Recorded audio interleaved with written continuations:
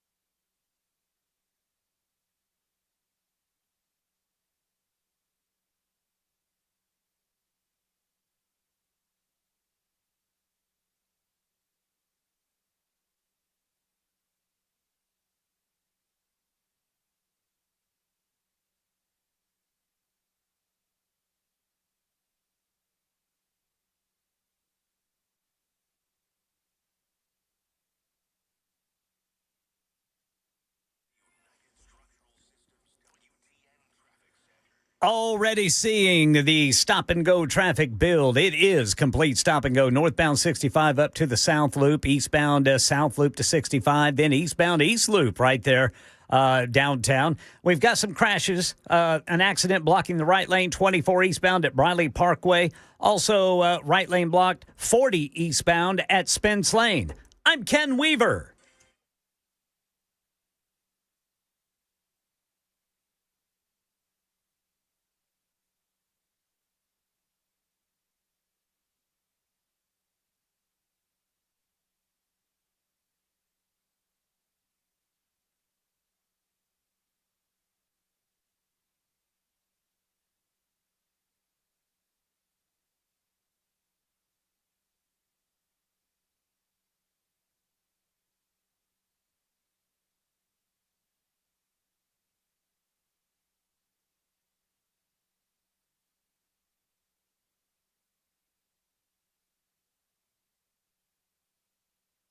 Hello, friends. I'm being attacked by my headphones. Stand by.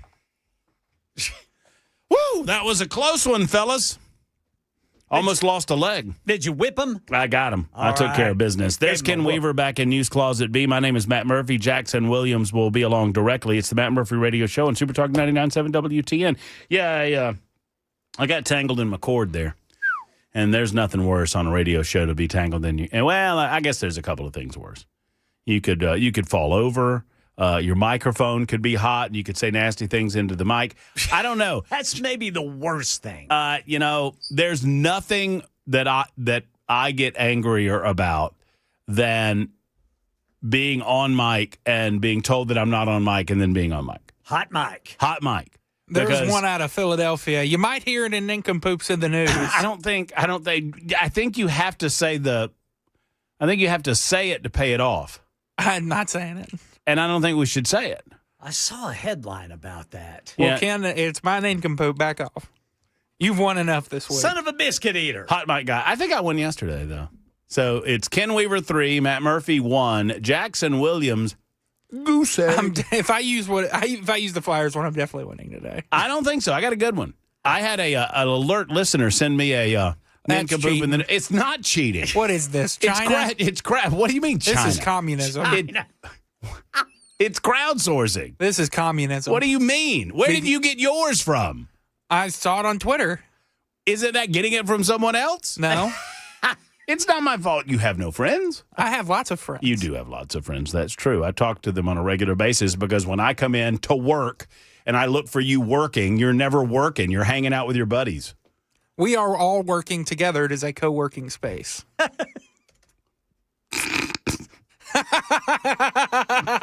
way to go, Brother Jackson.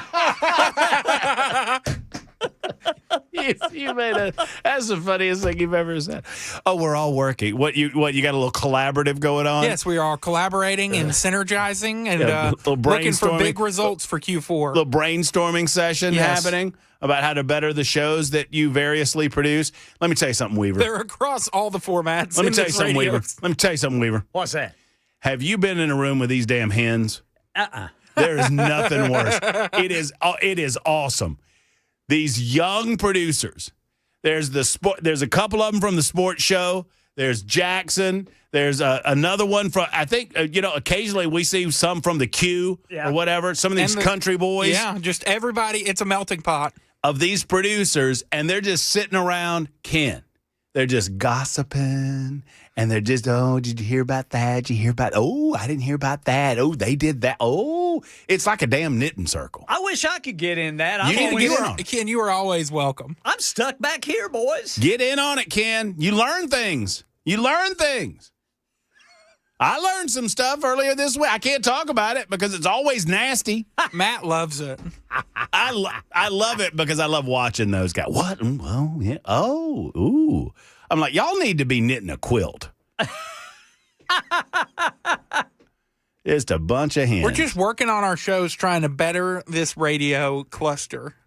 It's a confab. It's a little daily symposium. Y'all do a great job. We've got some good news coming in on today's show, some bad news coming in on today's show, some remains to be seen. We got a lot to get into. And Jackson is asking me every day this week if we're gold bricking today because Jackson learned a new word. And when you learn a new word, you should use that word. It's like a word of the day calendar. But we're not. We're not phoning it in today, boys. We are hard and heavy until 7 o'clock tonight or thereabouts. Ken Weaver, I do have a question for you, though. Yes, sir. With that in mind, the quote-unquote phoning it in aspect of this radio show. Yes, sir. What time precisely do we expect kickoff to be tonight? It's supposed to be at 7 o'clock. 7 p.m. Middle Tennessee. Wait a minute. I got to look at that. Uh-oh. What if it's 6 o'clock? Spaghetti-o. Oh, no. I don't think it is. I don't think it is. It'll be 8 o'clock Eastern time. And when they say 7 o'clock Middle Tennessee time, what they really mean is 7:17. I mean, they never kick off on time. They do. They always They do the Natty Anthem, and that's all good. And they do the pregame ceremonies. And then you got to have Fowler and Herbstreit or whoever the hell it is tell you what's going to happen in the game. I don't like all that pre-pomp. I mean, well, no, I like it, but I want kickoff to be when kickoff is supposed to be. When kickoff is supposed to be. Well, what they like to do is they like to, and it's just a little inside baseball. Ken, you probably know this. They sell things in packages, right? Yes, sir. For advertising. And so you can buy the pregame package, right? If you and I are advertising, if we want to advertise for Super Talk 99.7 WTN, and we wanted to buy some promotion for Super Talk in the game tonight, we could buy the pregame, and the pregame goes from, let's say 5:30 to 7. Well, then if you buy the game package, that starts at 7, but the game's not going to start at 7 o'clock because you got to have some of that hype too. Right. So you got to separate that pregame and that game and that postgame. That's why you'll see them after the game. We're about to go to the postgame show, and then they do a little thing. Oh, it's the postgame show, and it's the same people doing the whole. It's the same people, but they're going to the postgame show because the postgame show probably costs a little less. Yeah. Than the actual game, one way or the other. So yeah, kick time. That's why I like the little, normal game days, they'll have the little counter for you. Right. So you know when you need to go to the bathroom. Right. When you need to refresh the drink. Maybe they'll do that tonight. Maybe so. So Ken will know how fast he needs to drive home. Oh, son of a biscuit eater. On I-24. You know what, Weaver? What? Much like in the fabulous feature film, The Empire Strikes Back, when Luke says to Yoda, "I'm not afraid." Yeah. And Yoda says, You will be. You will be. Well, you should be nervous. Oh, I am. Them Bammers, man. They're mad. They're angry. They're upset. And they're coming up with reasons to get mad at us. Apparently, some of their influencers were saying, oh, well, the Sooners were taking pictures of themselves out in the middle of the field in Tuscaloosa. Well, why wouldn't they? Well, yeah, so what? I mean, they just won the football game. They just won against the Crimson Tide at their place, of course. Now, it's different if you take hedges. That's different. Yeah, that is. If you start taking stuff, that's different. Don't take our frickin' hedges. That's destroying property. That's right. But, I think the next time Tennessee wins in Athens, whenever that may be, they should pee on the hedges. Is that what you think, Jackson? Yes. Mm-hmm. When's the last time, Jackson, Tennessee won in Athens, Georgia? 2016. I remember it fondly. How old were you? I was 16. Wow.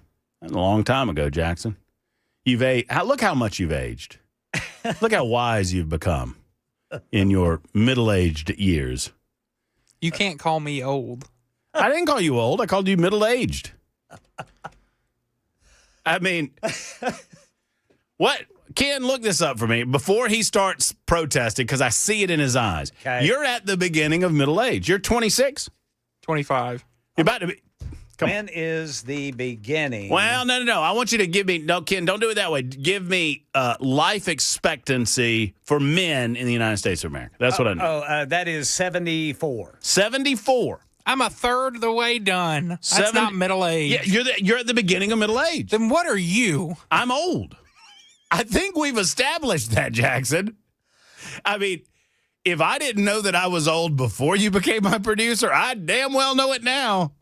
I'll be very surprised if I make it to 70. Oh, wait a minute. I think it's 76. Well, But either way. 25, 25, 25. You're at the beginning of middle age. Congratulations. Upon your birthday this year, December 30th of 20 and 25, Jackson, you will begin the sprint through middle age. I'm just ending it. It's a pretty good sprint. Congratulations. More Gary Busey, please. Oh, my gosh. Oh, yeah. Dude, did you hear that? Yeah, it's fun. Gary Busey's funny. I'd love Gary Busey. Gary Busey was always a weird. I heard y'all blaming the motorcycle. I heard all that. You think he's just that way? I think he's just that way. He's always a good. Actually, no, I think he did get some brain damage through the motorcycle accident, and which is why I say I believe in a country that believes in freedom. I can talk about this. Yes, sir. I would love to get thoughts on this. 615-737-9986, because I think talking about motorcycle helmets is a hell of a lot more fun than talking about the fact that they're not going to release the Epstein files, and that's just going to tick me off. Well, news alerts say they are releasing them. Mm-hmm. But all of them? Well, I'm not sure. Just they have begun releasing. Okay. Well, mate, you know what, Ken? Yes, sir. Maybe I should back off and give the Trump administration the benefit of the doubt. Maybe I should do that. Let's see what comes out. See what comes out. I want to see all of it. Thank you very much.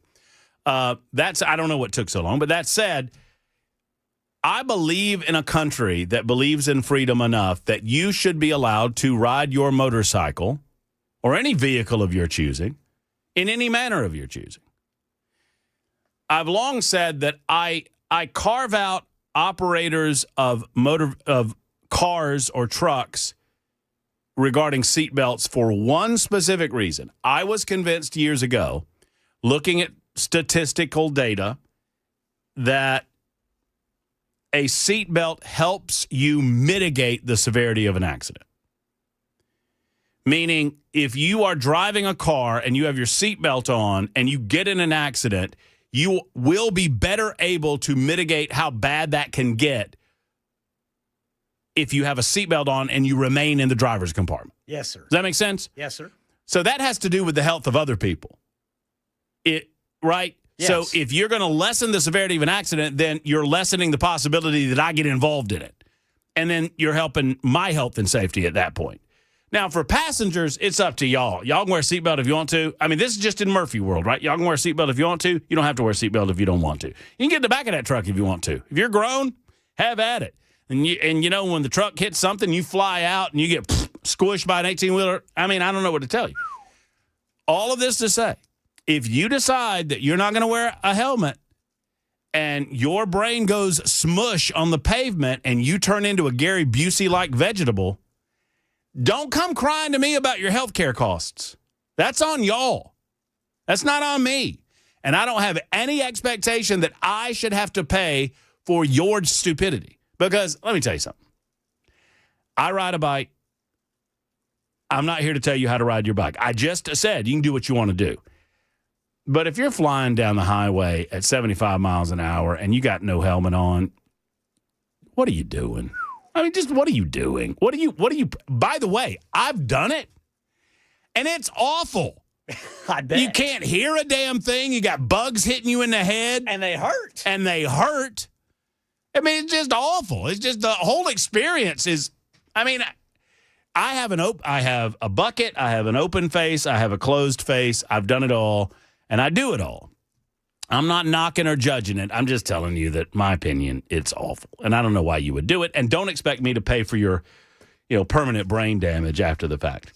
All right, that's my rant about that. That's the way to go, Brother Murphy. Thank you. Matt, I was at B&A early this morning, and I saw some ball caps, and I thought of you. They were for sale in one of the gift shops. Had to see what kind of outrageous prices they were charging. This is consistent with the conversation we had yesterday. I was going to buy myself one of those nice hats from the Gibson garage. Remember that? Yes. They had the green one. They had the one, if anybody is thinking of a holiday gift for Matt Murphy, I'm not suggesting that anybody would spend this amount of money on me, but here it goes. It was nice. It was a Gibson. It had a little floral design. It said Gibson, Nashville, Tennessee, or Music City. It was very nice. Nice trucker hat. It was nice. $42. That's a lot of money. I mean, I remember when ball caps were $25. Yeah. Y'all remember that? So TB says, Matt, I was at the B&A early this morning. I saw some ball caps for sale. Had to see what kind of outrageous prices they were charging. Here you go. I don't think you can find a sports cap anywhere more expensive than this. And he shows me two photos. And look, all right. So this is at the airport. Prices are going. Good Lord. What? Prices are going to be more at the airport. I just saw the price. Prices are going to be more at the airport. Y'all know how much a Tennessee Titans cap is at the B&A Hole Airport? Jackson has a guess. Jackson, $64.99. That's pretty stout, Jackson. You're a little over. Price is Right rules. You're disqualified. I'm sad to say. What about you, Ken Weaver? I say $63. You are also over. Oh. $59.99. Ken, y'all would both be right on it with tax. $60? Goodness. I bet it's a nice one. I guess. It says, it's a loser. It's got Tennessee Titans right on the front. Is it navy blue? It's the lighter color of the two-tone. Okay. But there's there's one that's in like the camo green.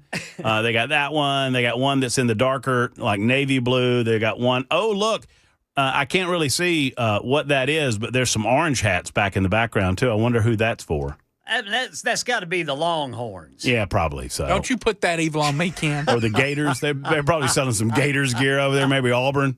I hate all those orange teams. Don't you, Ken? Yeah, because one of them keeps beating us. Mm-hmm. Mm-hmm. You know who can't beat you? Who? Bama. Stop it. They can't. Y'all got Bama's number. No, it's going to be cold and windy in Norman, Oklahoma, Ken. Not in the postseason. We don't have their number. Ken, cold and wind gusts of 35 miles per hour. That kicker's just loving that. Just loving that. I think with the wind, he could go 70. He might hit a 70 or 80 yarder. You never know. He was. I'm not lying. At that Tennessee game, He was hitting 60 and 65 yarders. Man. I mean, and I don't get it. And that like in the warm-ups, he was just boop. Dude, if you're making 65 yarders in the SEC, you can wear panties onto the field. I don't care what you're wearing. Well, and you've got to have a kicker like that in the SEC because these games, for the most part, they are one-score affairs. Yeah, or no doubt. one-possession affairs. No doubt. All right, lots to get into today. Apparently, the Trump DOJ is releasing a trove of the Epstein files per the law. Some Democrats are suggesting they're not releasing enough. We'll give you all of the rundown for you on Super Talk 99.7 WTN. Want to give a shout-out. You know, we gave this this Muslim fella in Australia who's an absolute hero who decided, and the backstory on this, if you've not heard it, I forget his name. I apologize. It's like Ahmed. His first name and his last name was the same, I think. It's the Australian hero that intervened during the slaughter of Jewish people, an anti-Semitic attack on the Jewish population there in Australia from two radicalized Islamic knuckleheads, evildoers. So this guy, who was Muslim himself, who was a shop owner there, apparently literally said to his nephew, I've got to do something. Tell my family I love them. I'm probably not going to make it out of this, but I'm going to go stop this. And he went and he stopped it, and he survived. He was shot several times. What an incredible hero this person is. Well, we have something of a hero in the form of a homeless man who did not intervene during an altercation like that, but a hero nonetheless, as he apparently is almost exclusively responsible for the capture of this individual that is, we're told, allegedly responsible for the shootings at Brown and MIT. Now, there are a lot of questions going on this story. We're going to get into this. I'll tell you about this homeless guy in a moment. We'll take your telephone calls all day long. It is a First Amendment Freestyle Friday. That means get on here. Robert's already done so. Sammy's on the line. I want to hear from you. 615-737-9986. If you want to talk about hard news, we'll talk about hard news. If you want to talk about your favorite Christmas movie, we'll talk about your favorite Christmas movie. Did you watch Bad Santa? If you want to talk about anything else on your mind, you can talk about anything else you want to talk about. I'll talk to you about the Bad Santa review that I've not given just yet. Did you watch it? I don't like to lie on this show. Did you watch it? All right, Ken, I'm going to go. Ready? Yes. Yes. That is a bold-faced lie. There was a midget. You can't say that. I can't do that. Was there not a midget in the movie? Can I not say midget? There was a little person. Can I say dwarf? Yes, you can say that. I can say dwarf. Why can't I say midget? Stop saying it. Why can't I say it? You can say it. Yeah, I mean, you have free will. I don't understand why it's bad. I don't know why it's bad either. Why is little person better than midget? I mean, and listen, I'm not, y'all, if I love all of you, and y'all look at me on Talk TV. I'm nothing to write home about. I am not. I am almost one. Right. So, I mean, I'm talking to one, basically. Ken, were you at the meeting where they voted on this? I don't understand why one is, and then we'll go down the line and then, we got to take a break. All right. There are several people that are calling right now to file complaints against me for saying the M word. 26 minutes after the hour on Super Talk 99.7 WTN.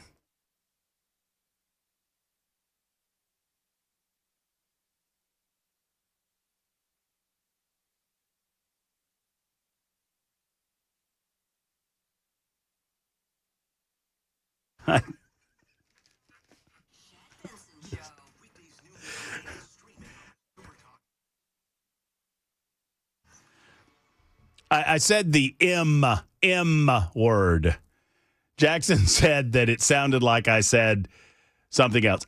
I said people are complaining because I said the M word. M as in Murphy. M as in Murphy. M as in mad. M as in my mistake. Not any other word. Okay. That said, let's talk about Alpha and Omega. Alpha and Omega, there's clarity here when it comes to your IT. Alpha and Omega can help you if you're a business owner in any and all of your IT needs. And I encourage you to go ahead and make the call. If your IT contract is up early in 2026 and you are dissatisfied or unsure about the IT service you're receiving at your business, and what are we talking about? We're talking about emails, servers, computer systems, printers, cybersecurity, storage of files online, all of these types of things. You need to feel secure and you want it to work when you need it to work. That's what Alpha and Omega is all about. That's why they call themselves Alpha and Omega, because they help you from the beginning to the end. If you're a business owner, you need them in your life. You need to protect yourself from cybersecurity threat. You need to protect yourself from ransomware threat. You do so by calling 615-784-0096, 784-0096, or A&O.net. That's A&O.net.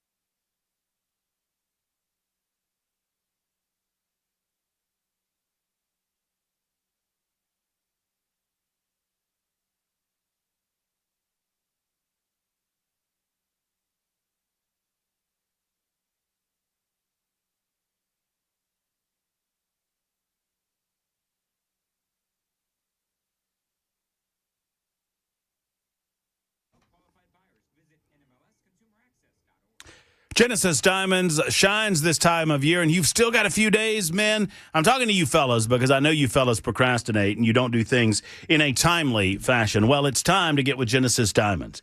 Genesis Diamonds has engagement rings, diamond bracelets, eternity bands, earrings, pendants, colored stone jewelry, Rolex watches, and everything you can imagine that shines and sparkles this time of year. And they've got it for less. They have a 50% off showcase, right?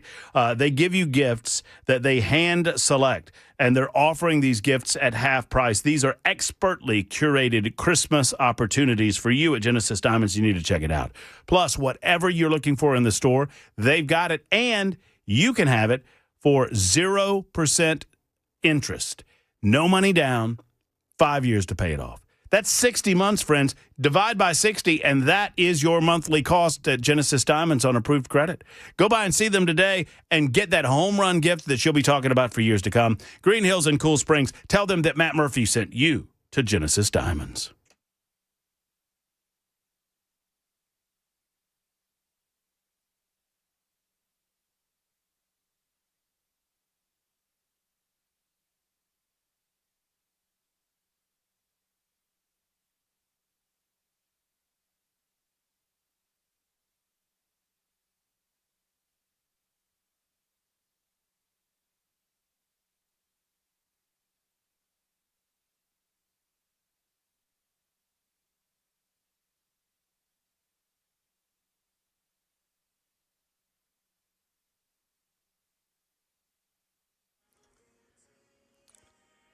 I'm Ken Weaver with your top stories. Got the full forecast and traffic in 5 minutes. The Justice Department has started releasing what officials say will be several 100,000 documents tied to investigations of Jeffrey Epstein.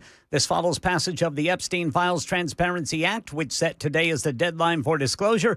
Deputy Attorney General Todd Blanche says the review process is focused on protecting victim identities, with more files expected in the coming weeks.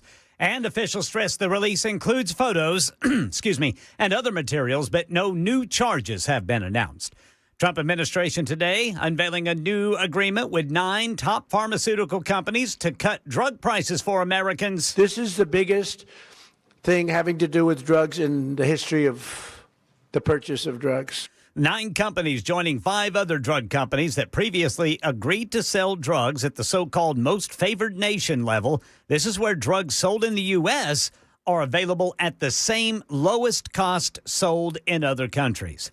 And after President Trump moved marijuana to a lower federal drug schedule, at least one Tennessee state lawmaker hopes the state makes some changes. Democratic Memphis State Senator London Lamar says the state's laws are outdated and hurting progress. She's urging the General Assembly to take what she says needs to be a serious step toward reform, which could open the door for at least medical cannabis in Tennessee.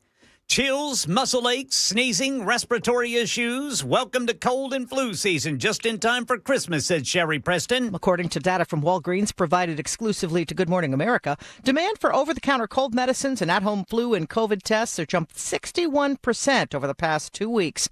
New York is dealing with some of the country's highest numbers. The State Department of Health cites nearly 1,400 flu hospitalizations statewide this week. Tennessee State Health Department reporting the highest flu activity in the volunteer state is in Memphis, Jackson, and Chattanooga. Moderate, which is just below high and very high. That's the latest news. Traffic and weather next. I'm Ken Weaver, WTN News.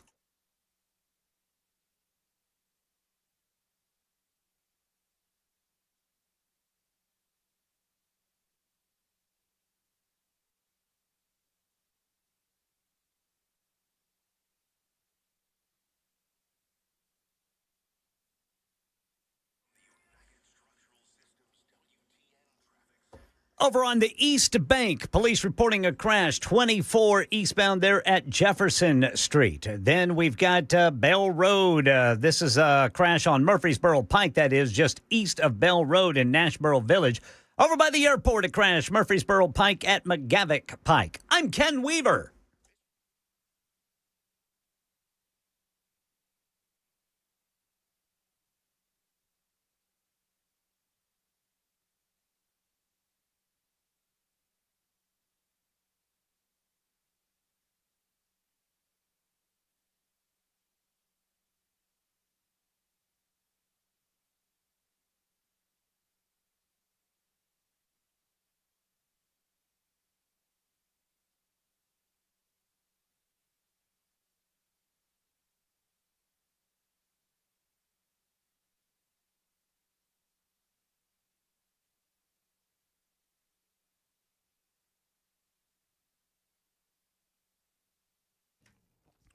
Hello, friends. Matt Murphy for Nashville Safe House. Nashville Safe House is your one-stop shop for all things safes in our community. Friends, it's as simple as this. Nashville Safe House can protect those things that protect your loved ones and your family members within your home. That's what it's all about. They have so many safes in stock. Over 200 on the showroom floor, over 400 back in the warehouse. That means, quick math, over 600 available for you. They have the right shape and the size and the fire rating and the brand that you're looking for. So whether it's Browning or Fort Knox, Superior, Rhino, whatever it might be, they've got it at Nashville Safe House. They've got the Murphy special going on right there in the lobby. Ask about that. Donald Trump's in there. He's saying hello to you. Jill is there. She is the straw that stirs the drink at Nashville Safe House. And Mark's around somewhere as well. It is a family affair at Nashville Safe House, and they consider you to be family as well, and they'll treat you like that. Go to NashvilleSafeHouse.com online, NashvilleSafeHouse.com, or on the road, 4th Avenue South in Nashville.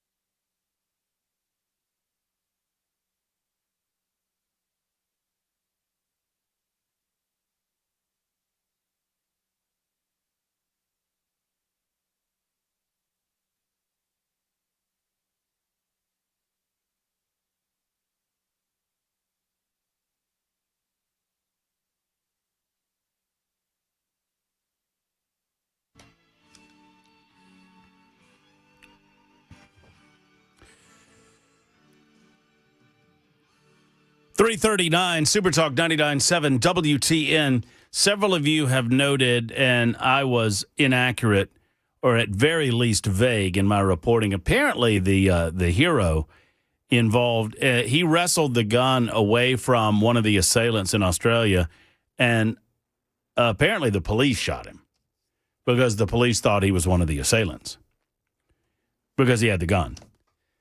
And so, yeah, they're bad. I mean, it was an absolute cluster in terms of how the police responded to all of that. I've not looked into it as much as some, but there's no question that there were horrible mistakes made.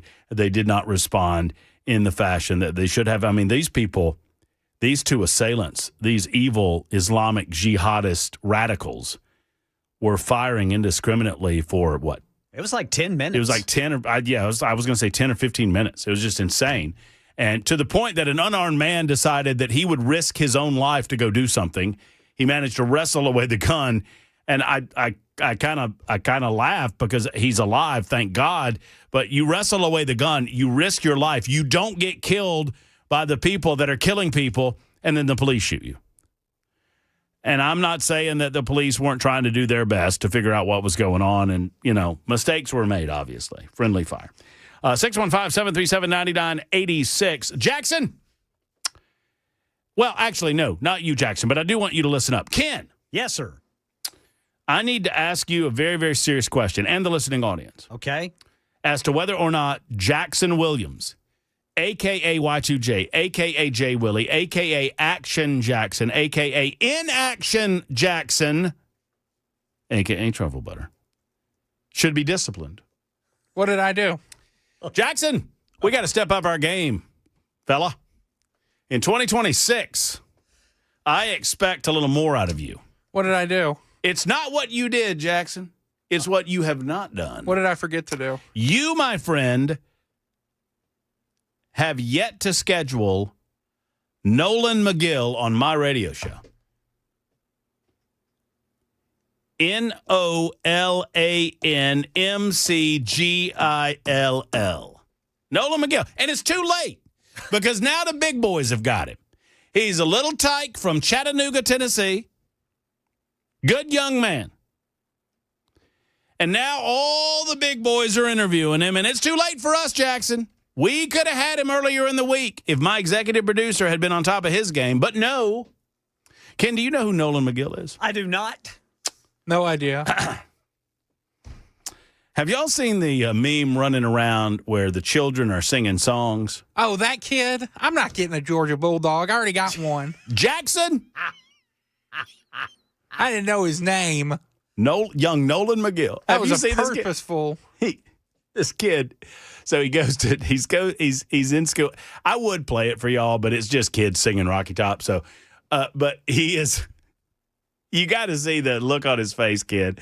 It's a video that his mama was producing. His mama was recording a video. Yes, sir. And he's at it's a class choir. It's a recital. Right. And they're singing songs apparently, and he's a Georgia Bulldog fan, and they get to Rocky Top. And all the other kids are singing Rocky Top. This kid, by the way, all the other kids are being good American citizens. And this one communist decided that he wanted. Have you seen him, Jackson? I have. This kid could be me. This is what I looked like when I was a youngster. This might be my illegitimate long lost child. Because I thought that was me. He won't. No, my kid would never has turned out as bad as you. He won't sing Rocky Top, kid. He just won't do it. No, he just like, and he folds his arms, nope. And all the other kids are, da good old Rocky Top. And this kid's like, And he gets interviewed by David Pollock, former Georgia football great. Oh, yeah. And Pollock asks him what the deal is. He said, I don't know. They got to singing that, and I knew that it was probably going to come up, but I'll tell you, I'm not singing that trash. Oh, Nolan McGill. You need to be disciplined, Jackson. Oh, I mean, in chat, it's a dangerous thing to expect that kids are going to sing that song in Chattanooga. You got a lot of Ooh, that's too close. You got a lot of border breakers going on. That's close down there. And a lot of back and forth. It does. The kid, if y'all look at the kid, that's pretty much the way that I looked when I was a kid. Nolan McGill. Little Nolan McGill. Good young man. That's the future of America right there. I bet you Kirby Smart's going to give him a ticket to the playoff game. Kirk, what did Kirby say about him? Somebody asked him about him, and Kirby said something about it. I forget what it was. I posted it. Man, he is making the rounds. I think more than 3,000 people have seen his little video. What did Kirby say? He was, dadgummit. He said he was on with some interview on 3 Sports, I think it was. He said, we're currently fundraising to put a statue of that young man up near the stadium. If it doesn't cut into our NIL budget too much, we may get it up before we play Tennessee in 2 years. I'd love it. Little Nolan McGill statue, just with his arms crossed. How old is he? He's probably, what would you say, Jackson? Jackson. Yo. Huh? Yeah, you here? I just stopped listening for a few minutes. Jackson ain't Figured I'd having let any you have of your it. fun. Hey, Jackson, some folks are still playing football. Tennessee's still playing. You're going to watch Tennessee. Oh, that's right. I got to get you tickets for that You thing. will see Tennessee football play in person before the next time you see Georgia play in person. If y'all have 3 decent tickets for the Music City Bowl, would y'all let me know? I'm willing to pay good cash money for these things to get Jackson off of my back. This is Matt's own creation. I know. This is totally. He tried to troll me, folks. He tried to troll me. I did. I was like, hey, Jackson, you want to go to Music City Bowl? I was like, for I'd Christmas? love to, Matt Murphy. I said, you want Music City Bowl? I'll go with you. He goes, okay, great. Let's do it. Damn it.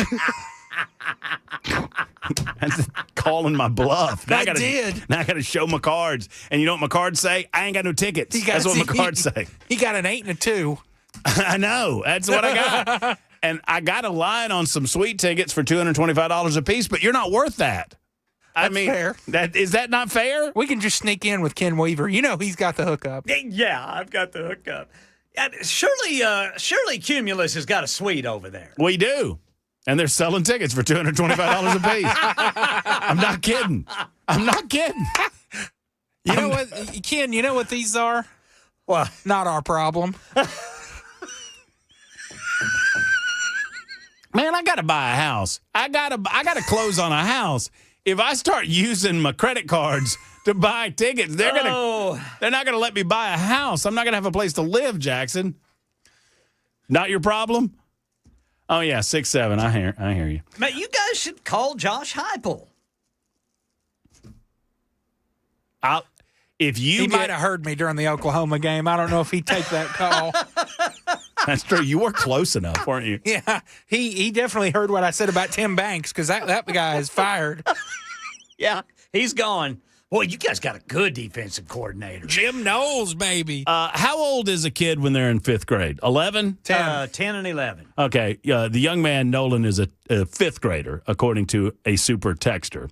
Also, another super texter just randomly wrote in, Matt's got radon. Matt's got radon. We're going to find out today if I have the house or not, y'all. I thought you had it.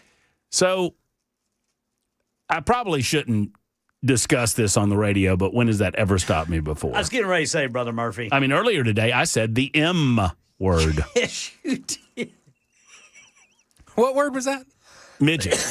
I said midget. Oh. I said it. I'm not afraid of it. So it's a house from the the house was built in 1960.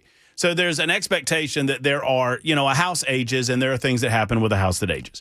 And so they were selling it. It's a pass-fail inspection. In other words, they don't want to get into having to do all of these repairs to sell the house. I get it. I understand that on a 60-year-old house. And so I agreed to that, and it passed inspection except for the radon thing, in my mind. So we are the ones that decide if it passed or if it failed. Oh, I see. And because they're saying we're not going to do any repairs. You either agree that the house is good or it's not good. So what I have said is the house is good except for the radon issue. Mm-hmm. Y'all have got to pay the money for the radon thing. We'll do it once we get into the house. But we're not going to pay for that repair. Otherwise, we walk. Right. and we'll see. We'll see. Man, it is so stressful buying a house. Well, no, I mean, here's the deal, Ken. We're so close, and these folks are good people, and the realtors are good people. I'm going to be living right across the street from one of them. I mean, I love these folks. I love this community. I want to be there. I'm excited about it. It's going to be a lot of fun, y'all. It's going to be so much fun. And we're close. We're about to cross the finish line. It'll be all right. It'll be all good. It'll be all good. Speaking of all good, Robert is next up on the Murphy Show phone lines. Hello, Robert. Hey. Hey. I've got a quick question for you, Matt Murphy. All right. My dad is in his 70s, and bless his heart, he's lived that long. And I'm here at home. I'm helping take care of him in his golden years. And I am required by him to only let him have one 100-milliliter bottle of Jim Beam a day. Now, me being prior Air Force, if Donald Trump come through my front door and gave me an order to give him a second bottle, would that be considered an illegal order, or having been prior Air Force, I would be obligated to give my dad a second bottle? Wait a minute. Hold on a second. I missed some of this. You're going to have to start over. I'm confused. Okay. Well, who's giving liquor to who? I am responsible for living here and helping take care of my dad in his 70s. Okay. All right. As per my dad's orders, Mm-hmm. I am only allowed to let him have one 100-milliliter Jim Beam bottle a day. That's not a lot. What is 100 milliliter? What is that a mini, or is that a half pint? What is that? I believe it's a half pint. I don't know. That's your father told you to limit him. Yes. Okay. Now, and what is your question then? Tonight I had to call my church bishop and help pull him out of the floor, and he said one bottle a day. Mm-hmm. Okay. Now, since I'm prior Air Force, 33rd Fighter Wing, Eglin Air Force Base, if Donald Trump himself came through the front door and said, Robert, I order you to give him a second bottle, would that be considered an illegal order, or because I'm prior Air Force, I would have to give my dad the second bottle? Well, you know what? I think that is I think you got to give the second bottle. I think the commander-in-chief, I mean, once a member of the United States military, I would feel like always a member of the United States military. And I feel like if the commander-in-chief ordered you to hand over a second bottle, I think you're obligated to do so, Robert. Okay, well, if Donald Trump ever comes through my front door, I'll be more than happy to give my dad a second bottle. You know what I did? I made a commitment earlier in my life, Robert, that I would only drink. I would only have one drink per day, and so very soon after that, I went out and I started shopping for bigger glasses.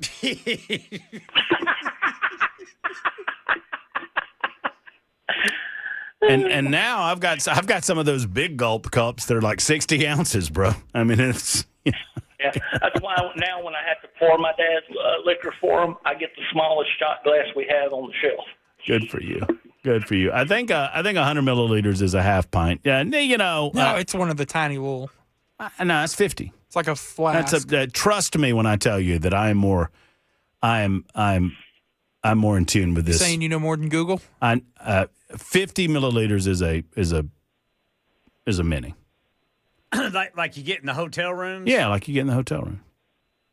I'm gonna stand by this. Did you Google it? Yeah. All right, Robert. We're gonna argue about this for just a moment. But before we do, we have a complaint on the super text line. I'm gonna share the complaint with you real quick, and then we'll get to relevant news coming up in a moment. Because 3425 is sick to death of our fun and frivolity, and he's having none of it. Would you guys please talk about something more relevant than football? Jesus, I never heard Phil talk about football like this. I don't know that you have to invoke Christ's name in all this, but whatever. Sounds like you have a secret crush on Jackson the way you talk about him and cut up with him and have a good time with him and waste half your show on Jackson. Good God, man. Talk about the news instead of your secret love crush on Jackson. I didn't think it was a secret. You liked that one, didn't you, Ken? I responded, what would you like to talk about, just to name it? And the person has just written back, local Metro Council, anything other than your love affair with Jackson. Well, way to go, buddy. Way to go. Okay, let's talk about the local Metro Council. What would you like to talk about? They suck? All right. Next subject, right? Would you like to talk about the fact that the local Metro Council just voted down $15 million in security and safety funding from the state because they can't get their heads out of their own butts?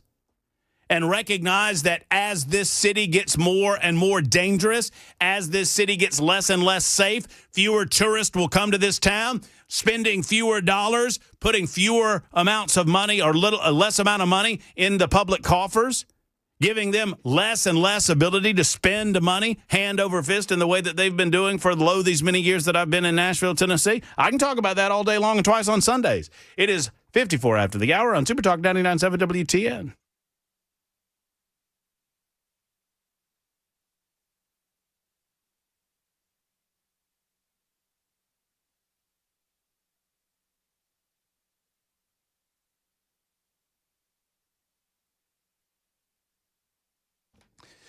Hello, friends. Matt Murphy here. I've mentioned that we're looking for a home, and I knew who to call when it came to homeowners insurance, and it's my friends at T. King and Associates. King and Associates Insurance, they are great people, and they are great at what they do. They simply have the best plans available at their fingertips. They don't work for insurance companies. They work for you. I love that. I love independent insurance agents because they are able to shop around and find the best and most specific detailed plans for your needs, for your family's needs. So whether it's your home or your automobile, and I'm going with both, they protect with coverage that fits your life and fits your budget. Also, ask them about the multi-policy discount. I did. Well, actually, Emery brought it up to me. He said, you can save. And I saved, I think it was right in the neighborhood of $800 a year on my homeowners by moving my auto over, and my auto was $200 less a year than I'm currently paying. What about that? That's big savings. 329-8121, 329-8121, or tkinginsurance.com. Protecting what matters most at King and Associates Insurance.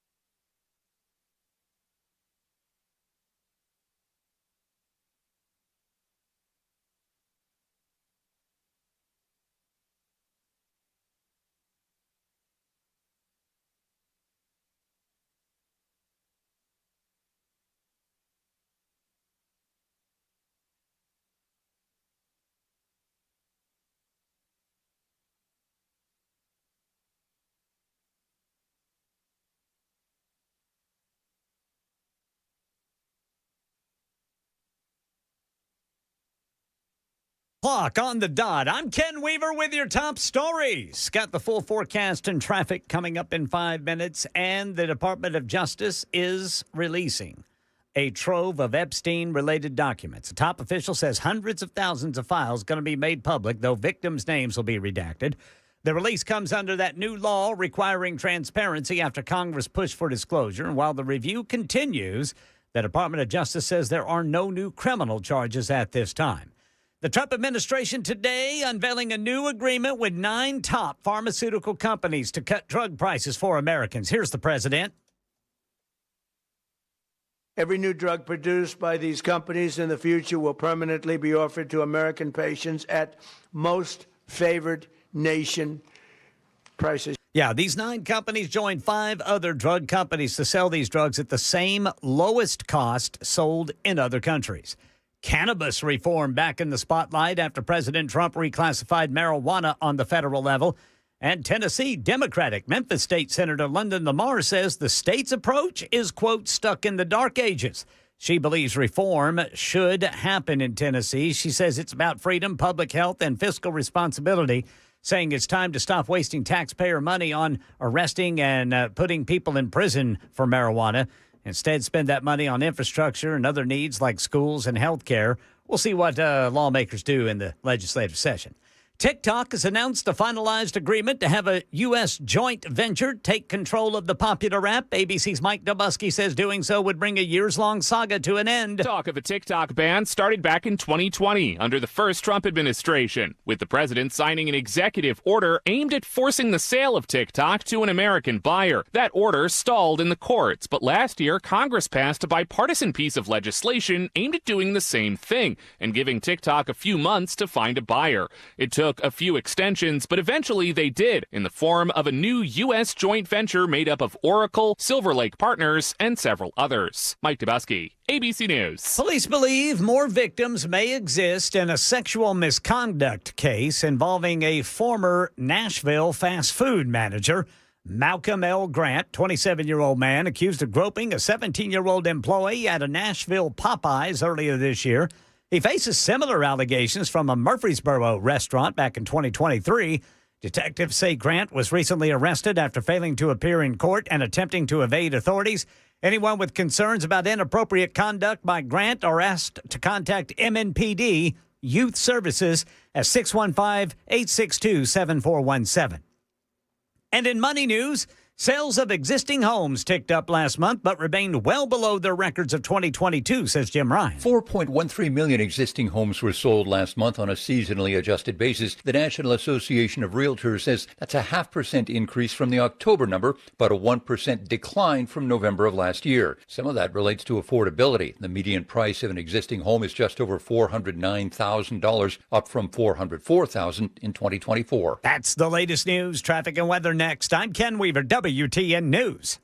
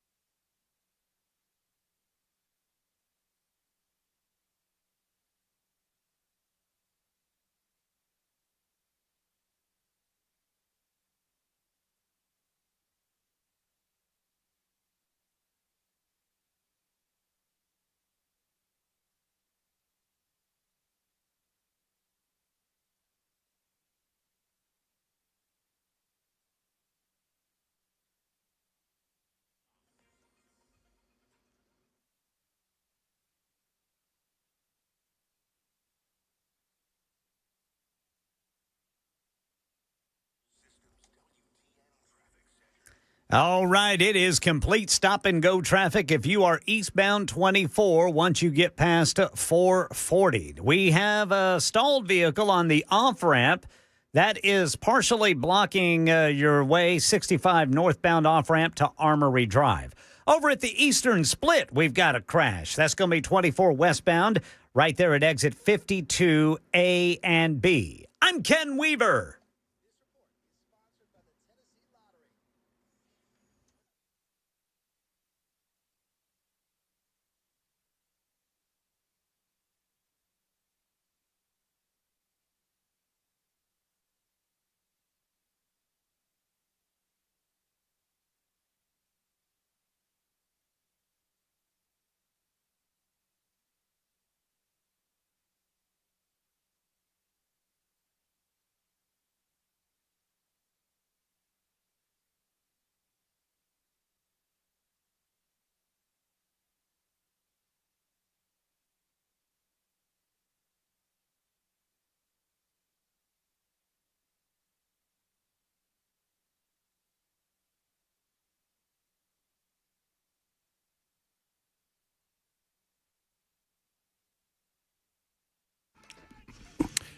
Super Talk 99.7 WTN. My name is Matt Murphy. This is the Matt Murphy Radio Show. We're having a good time on a Friday edition. It's our last Friday of the year. Is that right? Yeah, that's right. Now, it's our last Friday of the year. We'll have best of next week and best of the day after New Year. So, that would be the New Year. That would be 2026. So, I've got it figured out. Last Friday of the year. Thank you for being here on Super Talk 99.7 WTN. It's a First Amendment Freestyle Friday. Anything on your mind? It is also Frijay. As soon as we get him on, it's the Frijay before Christmas. We'll talk about that. Oh boy, I'm now in a worse mood. I just got my estimate for my fence, y'all. Ooh. Yeah, that can be pricey. Yeah. You know how many feet I got, Ken? Nope. You want to guess how many 2. feet? How many feet of fence? How many foot of fence? They do it by feet. How many feet of fence? I just like saying that. 1,000. 707 plus 90. 707 will be four board plank, and then the front end will be aluminum, designed to look like metal. Yeah. Anyway, that's enough about that. I don't want to depress myself. 8 minutes after the hour on Super Talk 99.7 WTN. In the meantime, Sammy, we'll get to you as we can, but we have a dedicated conversation that we engage in at this time on Fridays. It is an opportunity for us to spend a moment or two with the finest legal mind that I know. He also happens to be my very, very good, my best friend. I love the fact that he has a passion for racing. I love the fact that he has a passion for the craps table. I love the fact that he occasionally allows me to beat him on the golf course. His name is Jay St. Clair, and it's Frijay. Good morning, Americans. It's Frijay. And I know it's a kindness that he does on occasion when he gives me an opportunity to show what I got on the golf course. We love our time together on these Fridays. And I always start it the same way. I always say hello to Jay, and I say, Jay, I got a question for you. Jay, I have a question for you. You ready? Maybe Jay can't hear me. I thought it was a pretty good build-up. I thought it was one of the best intros that I've done in some time. Still is. Thank you very much, Ken. But apparently Jay is unable to hear me talking. Hello and check-in 1 and 2. Hello and check-in 1 and 2. Hello, I can hear him breathing. He's waiting. He's there and he's waiting. Well, we're going to figure it out. We're going to do it. I feel it in my bones. Brother Jackson will do it. No, he's got it. He's got it going on, Ken Weaver. In the spirit of that fellow not wanting us to talk about football anymore, maybe we should talk about football until we get Jay on the line. I mean, how about that? Well, our friend, State Representative Scott Sapicki is not happy today. Why not? Memphis is they're getting boat raced. Uh-oh. Are they playing a bowl game today? Yeah, North Carolina State. How's that going? Well, at halftime it was 31-7, and now with now the third quarter has just started again. It is North Carolina State 31, Memphis 7. That's tough. So best of luck to Brother Scott Sapicki and his fine son. Let me ask you this, Jackson. I hate to produce while we're on the radio, but do you have his number? Okay, you're on the phone with him. Okay, good. We'll pull him down, and we'll do some calls on our end, and we'll get it figured out. There's a few problems going on over there, but it's okay. Problems are not problems; they're challenges, and we'll figure them out on the Matt Murphy Radio Show on Super Talk 99.7 WTN. It's Sammy's turn. Hello, Sammy. How are you? Hey, Matt. How are you today? I'm doing great. Thank you for your call. Thank you. So I wanted to talk about. I come from a predominant military family, and we're ecstatic that President Trump is issuing those bonuses to everyone of 1776, the warrior dividend, and that's great. They're all very excited. But then one of our cousins told us that don't get too excited because President Trump lied that the money is not from the tariffs and that he just took money from the military housing subsidies and shifted it over to these bonuses. Is that just some Democratic talking point? You know what? The honest answer is, Sammy, I have not looked into where that money is coming from, but I can. I did. It's totally true. Trump's a piece of crap. He's the world's greatest charlatan. Isn't that great of Donnie? Yeah. Why are you yelling at me? I'm just excited that President Trump is just pulling the wool over everyone's eyes. That's great. Would you prefer he not give the bonus? Well, he's just stealing their own money. No. He's robbing Peter to pay I understand. Paul. Well, Sammy, I understand you're upset. They print money in Washington, D.C., so no government housing subsidy is going to go unsubsidized in the military. You know that, right? He's robbing Peter to pay. No, Paul. Sammy, just talk to me. I know you're. You're upset about your cult leader. No. I'm not upset about anything. I'm just trying to have a reasonable conversation with you. Are you willing to do that? Sure. Okay. So you understand that no housing subsidy is going to go unpaid. Do you? Correct. Okay. Well, maybe. So the alternative. No. They'll make that subsidy whole. I promise you. So the question I'm not so sure about that. Well, you're suggesting that at some point down the road that military members will go without their housing subsidy? Apparently so. Yeah. Well, when that happens, call me back and complain about that. But until it happens, you're just speculating, right? Well, why did President Trump lie about it? No. I don't know what he lied about and what he didn't. I just told you that I haven't looked into it. And Sammy, forgive me because listen, forgive me for not trusting that you're presenting this in a fair and balanced fashion. But I don't think that's the case because you already hate Donald Trump. You've established that. But I will look into it.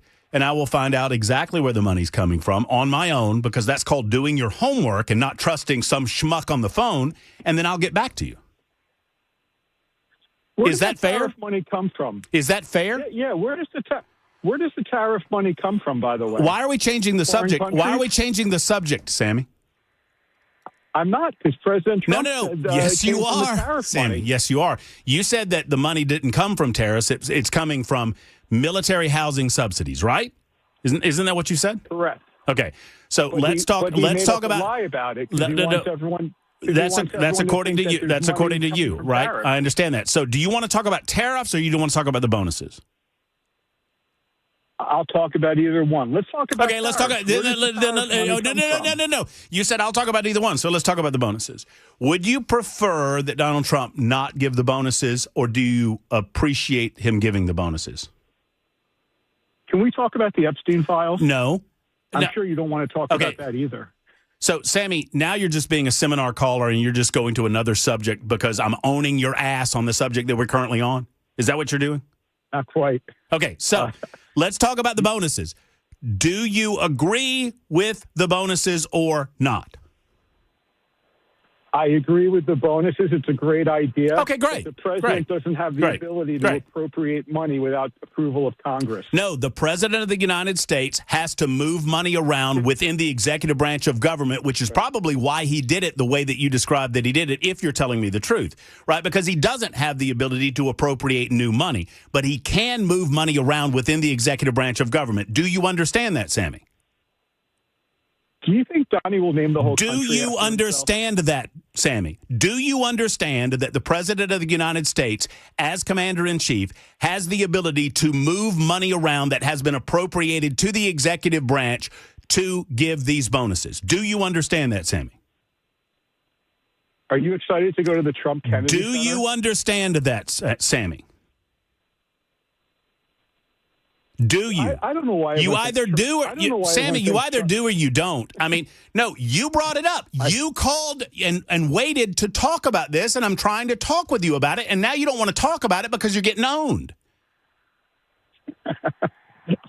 I beg to differ. No, Sammy. I want to talk with you about this subject that you called about. You called about Donald Trump using government military housing. The president. Fine. The president has the ability to do that. Okay, so very good. All right, so and you agreed that it was a good idea. So you agree that Donald Trump had a good idea to give bonuses to our military men and women in service to our country.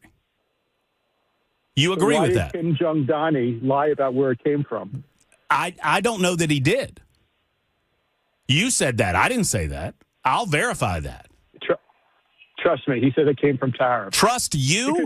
You're a seminar caller that tried to play gotcha, and you had your butt handed to you, and now you're trying to change the subject 3 different times in a 5-minute telephone call. And I'm going to trust you?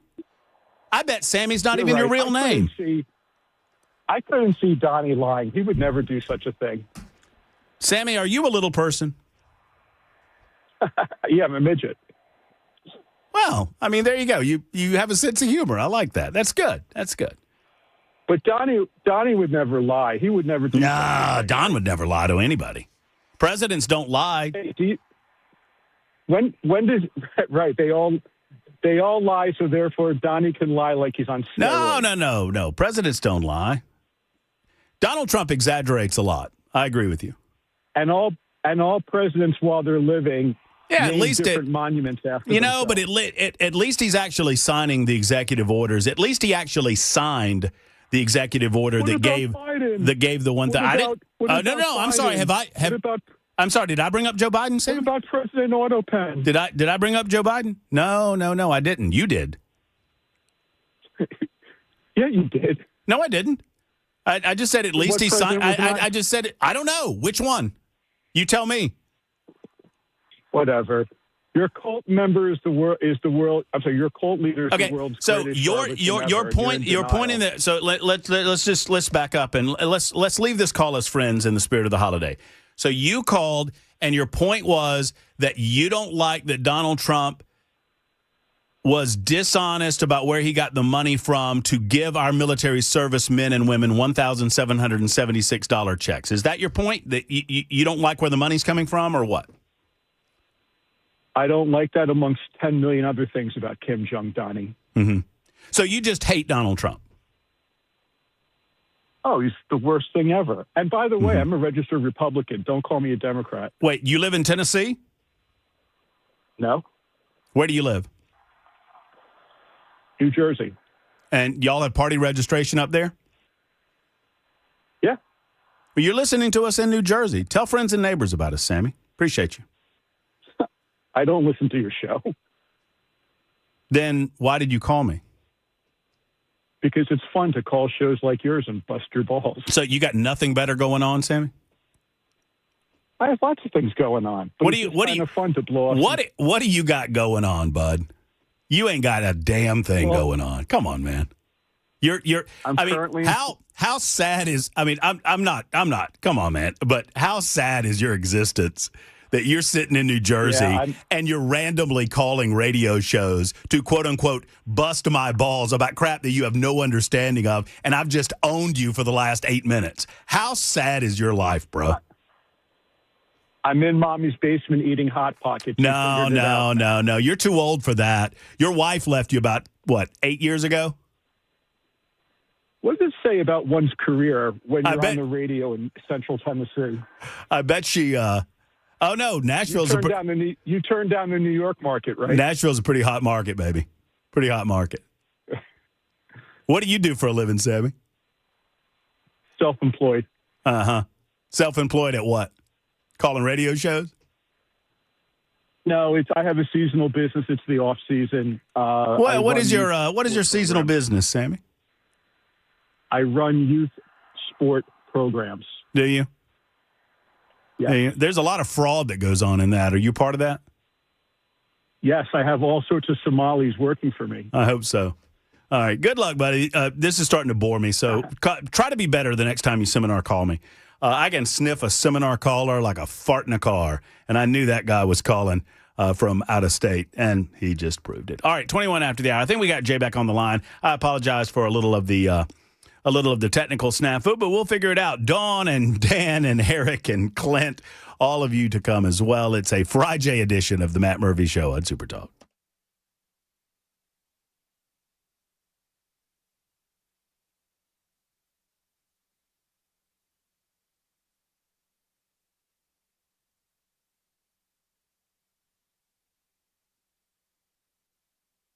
Hi, friends. It's Matt Murphy for the Glock Store. Ladies and gentlemen, let's talk about my friends at the Glock Store. And for once, I'm not going to tell you to go to the Glock Store today because they're closed. They want their they're going to be closed. They want their employees to enjoy Christmas Day with their own families. And speaking of families, did you know that the Glock Store is a family-owned business and has been since they've been in Nashville and beyond? Lenny McGill is the owner of the Glock Store. Lenny's wife and both of Lenny's sons all work in the business each and every day. They consider each and every one of their over 100 employees to be a part of that family. There's a reason that many employees have worked at the Glock Store for over 10 years, some for over 15. It's because it is a family atmosphere, and I noticed it every time I walk through the doors. When you shop at the Glock Store, you're not just supporting a corporation. You're supporting each and every one of the nearly 100 employees that work in the retail showroom, the Shoot 270 indoor ranges, and the machine shop, as well as the online customer service team and the warehouse staff. That's the Glock Store right here in Nashville, Tennessee, minutes away from the airport, worth the drive from anywhere. The Glock Store.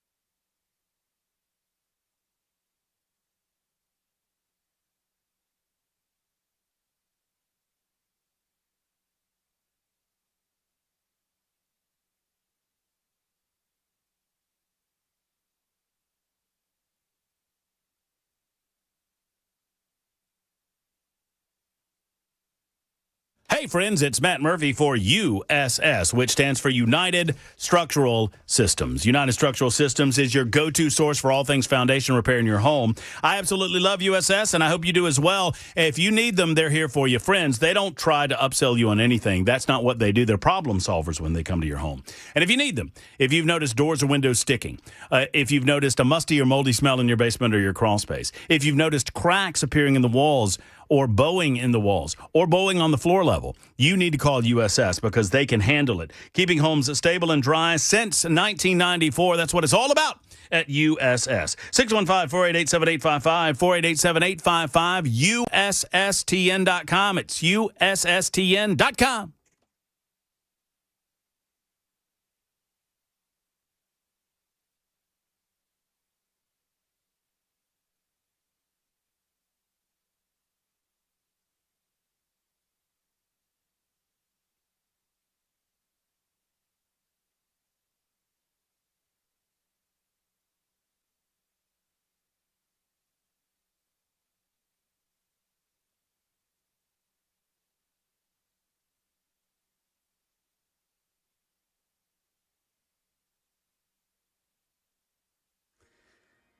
The Department of Justice has begun releasing documents from the Jeffrey Epstein investigation, but not all of them. We'll tell you about it at 4:30 on Super Talk 99.7 WTN. Super Talk 99.7 WTN. Oh, I think we got him. 26 minutes after the hour, a little late. That's on us. It's Frijay. Hey, Jay. Hey, Jay. Hey, Jay. Oh, man. We need to send our technical support team to Birmingham, Alabama. I've got his home address. I don't know what happens. We lose sound. We don't have sound. We got sound. We don't have sound. We're doing our best, I promise you. We're doing our best. All right, we'll figure it out. We'll call an audible again. We thought we had it. Oh, wait, I think I got him. Jay. Hello? Jay. I can hear him. He can't hear us. Okay, so what we'll probably, just downshift to the telephones. We'll shift over there starting at 4:35. 4997 says, a phone call like the one you just aired with Sammy is not entertainment. I hope you can do better than that. Well, I'm sorry. 4997, we don't screen our – pull him down there because I can hear it, Jackson. Thank you. We take all comers on the radio show. I absolutely love talking with callers. I love having engaging conversations with them. And it says something about the status in your world if you reach the level of seminar callers. And you occasionally get those. I've had them over the years. So you get on these lists. These are people that have nothing better to do. And I'm sorry you had to suffer through that. I have fun with them. Some love hearing stuff like that. Others don't. So we'll try to do better for 4997 as best we can possibly do.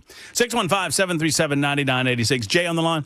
I'm sorry. I don't know what we got going on there. Jay, what is going on, my friend? How you doing, buddy?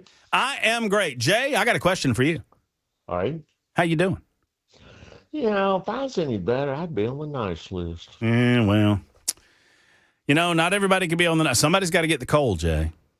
Somebody's got to get the coal. Why was it coal, you wonder? I don't know. That's I've never thought about that. But you'd think back in the day, coal would be something that you'd want to get because it keeps you warm. Well, I don't know. Jay, I want to do this to start the segment, and then we'll take a break for news at the bottom, and then we'll take calls because they're already loaded up for us. We know Greg Biffle because he was a race car driver. Right. But let me tell you, what Greg Biffle did, and it's been well documented by Marty Smith and others, and we had our own connection to Hurricane Helene, and Steve Antle, our guy over there in North Carolina, called us and talked about some of the personal interactions that he had with Greg Biffle in the aftermath of that tragedy and the good that he did. I mean, listen, when all is said and done, when we meet our Lord and Maker, I don't know that he's going to worry about the number of checkered flags you won, but it can't hurt the amount of love and the amount of support and literally the lives that he saved. And just God bless him and his family. I just wanted to give you an opportunity to speak to it. Well, you said it just as well as it could be said, man. It's, he understood what was important. And that wasn't the first time he'd done something like that in his life. Right. I obviously don't know him, but a lot of people are telling stories about him. And now, he was a tough guy on the racetrack. I mean, tough. I don't know if they're playing all these old videos, but he and Boris Sid got into it big time at Watkins Glen one time. And so he was tough, but he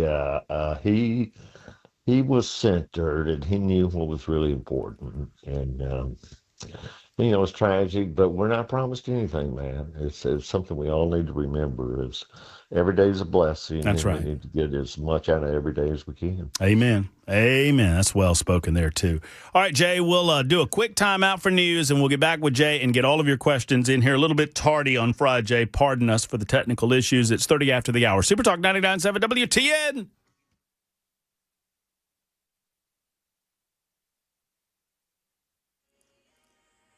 .30 on the dot. I'm Ken Weaver with your top stories. Got the full forecast and traffic coming up in 5 minutes. Real quick, some breaking news coming out of Wilson County now. News 2 says that school board member Arrested for indecent exposure, back in jail on more charges. So we'll have to get you some details on that as soon as more details become available. Department of Justice has begun releasing documents from the Jeffrey Epstein investigation. Congress ordering the DOJ to release those files by today. Deputy Attorney General Todd Blanche said several 100,000 files are being released, but not all of the files. More will be released, he says, in coming weeks. The Trump administration today unveiling a new agreement with more top pharmaceutical companies to cut drug prices for America. Here's the president. 14 out of the 17 largest pharmaceutical companies, but they've all agreed, have now agreed to drastically lower drug prices for their American patients, for the American people and patients. Yeah, this new agreement prices drugs at the so-called most favored nation level, where drugs sold in the U.S. are available at the same lowest cost sold in other countries. President Trump's marijuana reclassification is fueling a push for change here in Tennessee. At least one state lawmaker, that would be Democratic, Memphis State Senator London Lamar, says, quote, "Our marijuana laws are stuck in the dark ages." She's urging the General Assembly to take what she calls a serious step forward on cannabis reform. Tennessee remains one of the states with no medical marijuana program. And at some point today, Roblox, that is facing a lawsuit from Tennessee accused of putting children at risk online. The state says the platform lacks age checks and hosts explicit content, including sexual role play games.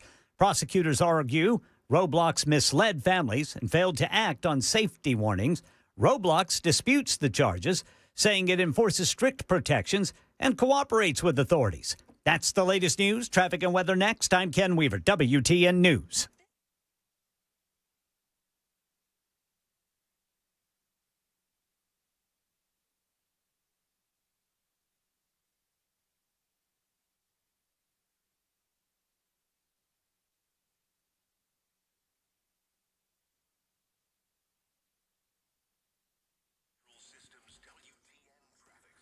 Over here west of Nashville, looking at westbound 40, it is complete stop and go right there at Briley Parkway. Looks like things are still a little tight if you're northbound 65 up to the south, the loop, brake tapping there. Then complete stop and go if you're eastbound 24 from 440. Looks like we got a crash on Nolensville Pike just south of I-440. I'm Ken Weaver.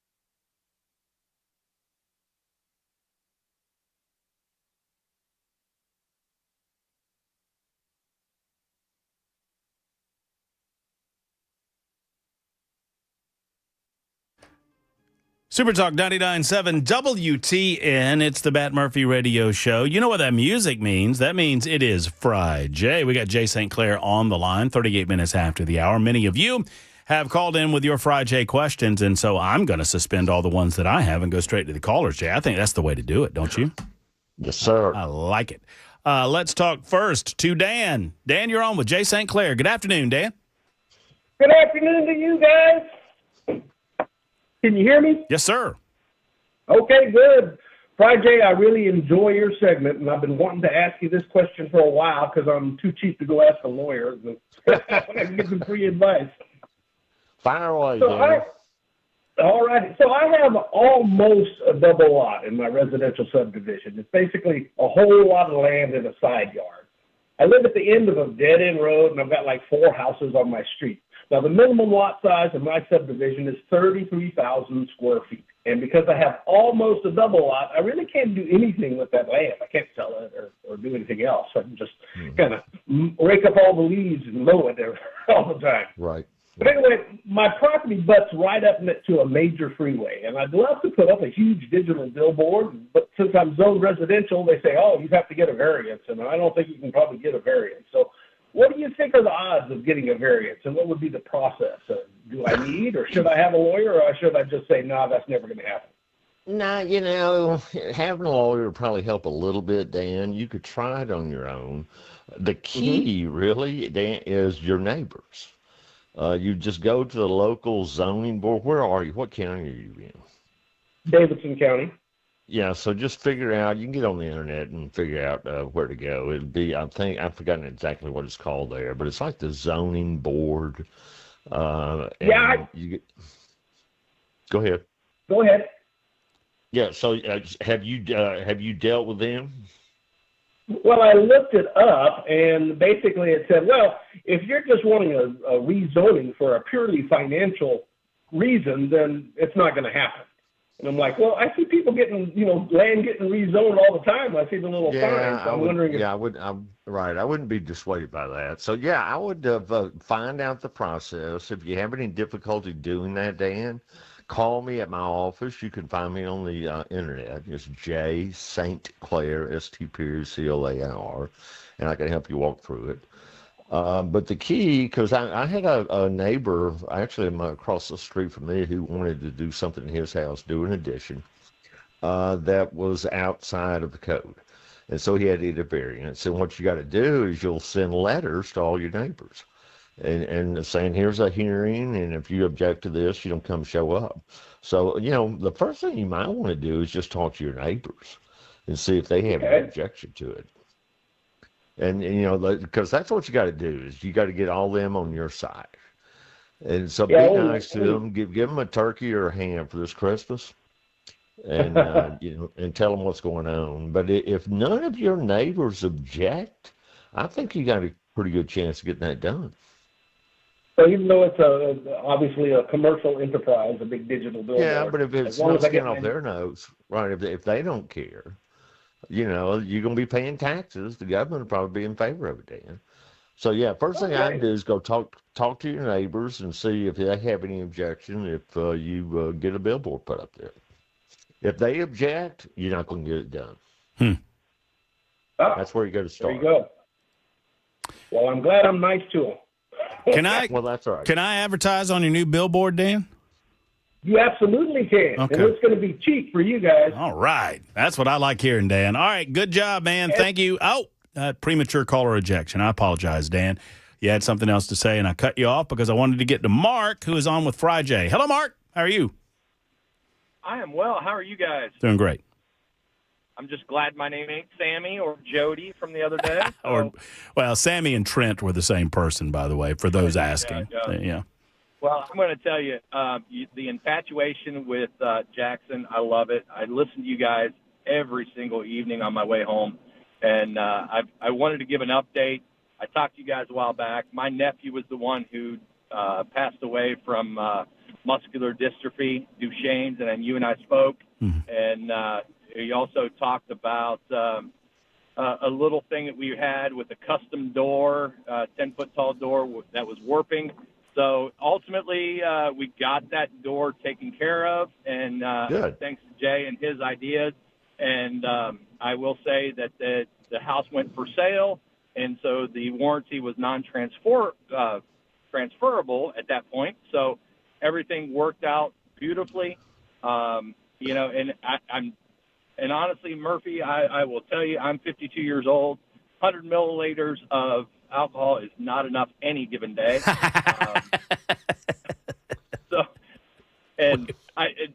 I just can't. I can honestly tell you, I really appreciate your guys' Fridays with Jay. It means like the level of knowledge that Jay has, and being able to relate to you guys is impeccable. So Wow. I just wanted to say thank you and give you guys an update, and it's all well.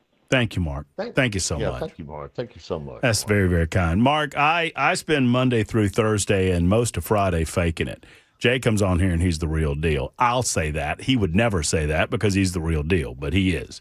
And people love him, and I love him too.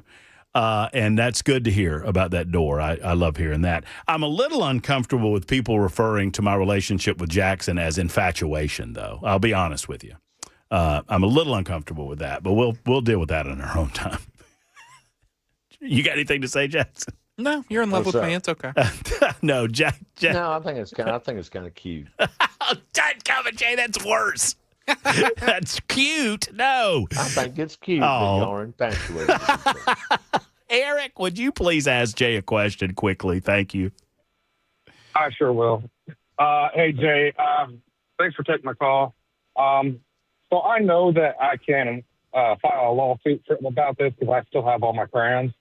But back in October, my family and I visited a pick-your-own apple orchard outside Bowling Green, Kentucky. And my teenage daughter was assaulted and groped by another guest there, an adult man. Wow. I'm so sorry to hear that. Yeah. Now, this place had a lot of guests, but not very much security, as in no security presence. And of all of their security cameras, only 2 were functioning. Right. Now, my argument here is that a security presence may have deterred the person, and functioning security cameras may have aided in law enforcement being able to identify and arrest this individual, which they were not able to do. Right. And every lawyer that I've talked to has only told me this is not a case we can take. They're not telling me if I have a viable case. Right. Well, that's what they are telling you. They won't tell you the truth. They're tough. They're tough case. Eric, is that right? Eric, yes. Yeah. Eric, they're tough cases because I actually, when I was clerking for Judge Merritt on the Sixth Circuit Court of Appeals, we had a very similar case to this. Somebody broke into a hotel room and assaulted the guests there, and so they sued the hotel. So I am very familiar with this area of the law. I wrote the opinion about it. And, they have a duty of reasonable care. That's what the law is. They have to act reasonably. If they have reason to think that somebody may commit a crime on their property, then they have to take reasonable steps to guard against that. So, for example, if you have an apple orchard in the worst part of town, and there's a lot of crime around, and it happens a lot, then they know all those facts, and they have to take steps to protect their guests. If they really didn't have any reason to believe that something like this would happen, they've been in business 20 years, never had anything like that happen before, then the law is probably going to say that they didn't have to do all that. Now that this has happened the first time, Eric, they probably do. But there's this old adage in the law that every dog gets one bite. You can't get sued for your dog biting somebody if you had no idea he had a propensity to bite. But once that he bites that first person, you're now on notice that you have an aggressive dog and you have to do something about it. So that's why it's going to be really hard for you to get a lawyer to take that case. Now, if you can find out that incidents have happened there before, then your case gets a lot better. You see what I'm saying? if something like this and does the volume of does the volume of guests that they normally serve not meet that kind of duty or expectation threshold? Even if you only have 10 people there, they have a guard to protect them. They have a duty to protect them. The real question is, did they have any reason to think that something like this might happen on their property? And if they never had a problem, what I meant to ask was, would it be reasonable to say that if we have 2,000 visitors every day, that it's reasonable to expect that someone may commit a crime? I wouldn't draw that conclusion. To me, it's not about how many people are coming through there. I mean, Disney World has 100,000 people come through there, and I'm sure they got a lot of security. But I don't think that's the variable that makes the big difference. Frankly, I think the variable that makes the big difference is what part of town is it in, and here's the big fact. Have they ever had anything like this happen before? Mm-hmm. And if they had something like this happen before, then they had a duty to keep it from happening again. If they've never had anything like this happen before, then I think the law and the jury is probably going to say, well, you know what, they didn't know this was going to happen. So, I can understand why you're having a tough time getting a lawyer to take that case. Okay, that does help me understand it a lot better. Yeah. Eric, I hope everything works out for you, man. I mean, it'd be like imagine it's your house and somebody just coming up on front steps and the steps collapse. Mm-hmm. Well, you had no idea there was anything wrong with the steps. Never. You've been coming up and down for 20 years. There was no visible sign of the steps being in bad shape. You had no reason to think that those steps were dangerous. But they failed. Well, you're not responsible for that. Mm-hmm. But if it's in bad condition, you see it and you think, man, I need to fix those stairs, and you don't get around to it, and then somebody walks up and they collapse, then you got a problem. Yeah, no, that makes perfect sense. Is there an area, Jay? I'll ask you this before we have to take a quick time out. I mean, and there's I've learned enough from you to learn that some lawyers would say, well, they should have known. Like, you could make that argument, right?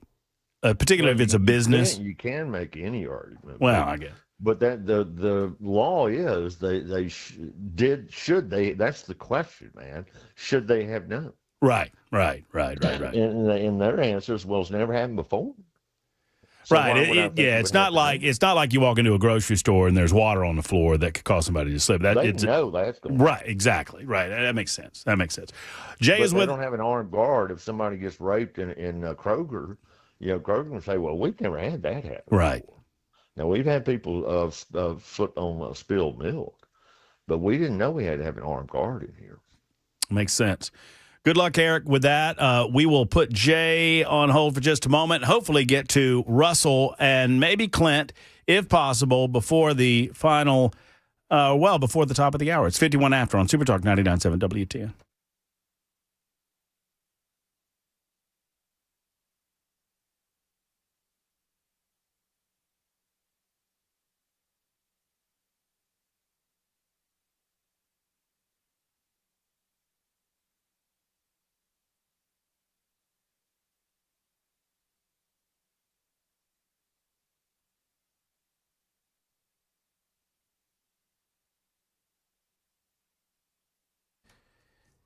Hey, friends, it's Matt Murphy for Grace Point Health Care. Grace Point Health Care is modern medicine delivered the old-fashioned way. What does that mean? Well, that means they don't ask for your insurance card when you walk in because they are a direct pay service at Grace Point Health Care. Now, you're probably thinking, well, what does that help me? That's probably going to be more expensive. No, as a matter of fact, it's not. It's less expensive because they keep their prices down. They also offer you the Smart Care plan. The basic Smart Care rate is $99 for adults, $79 a month for the youngsters. And you get unlimited office visits with that basic rate, plus free basic labs and diagnostics. Friends, Grace Point Healthcare wants to be your primary care provider from newborns to the elderly. They're located in Franklin, convenient for everyone, and important. They treat the symptoms. They treat the problem behind the symptoms as well. Meaning they don't just give you pills for the sniffles. They try to figure out why they exist and try to get to the root cause of those issues. And I like that about them too. 599-6868 or in the heart of Franklin, you can afford exceptional medicine at your convenience. Grace Point Healthcare. Modern medicine delivered the old-fashioned way.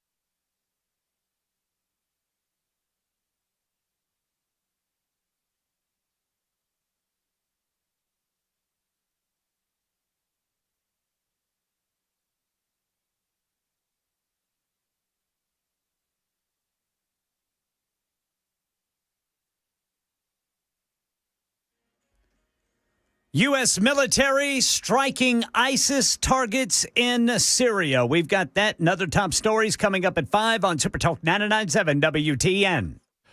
Man, some of these Epstein files are coming out, and the treasure trove of Epstein files does not look good for President Bill Clinton. I'm not even kidding. More on that coming up in the 5 o'clock hour. Right now, Jay is with us for one final segment.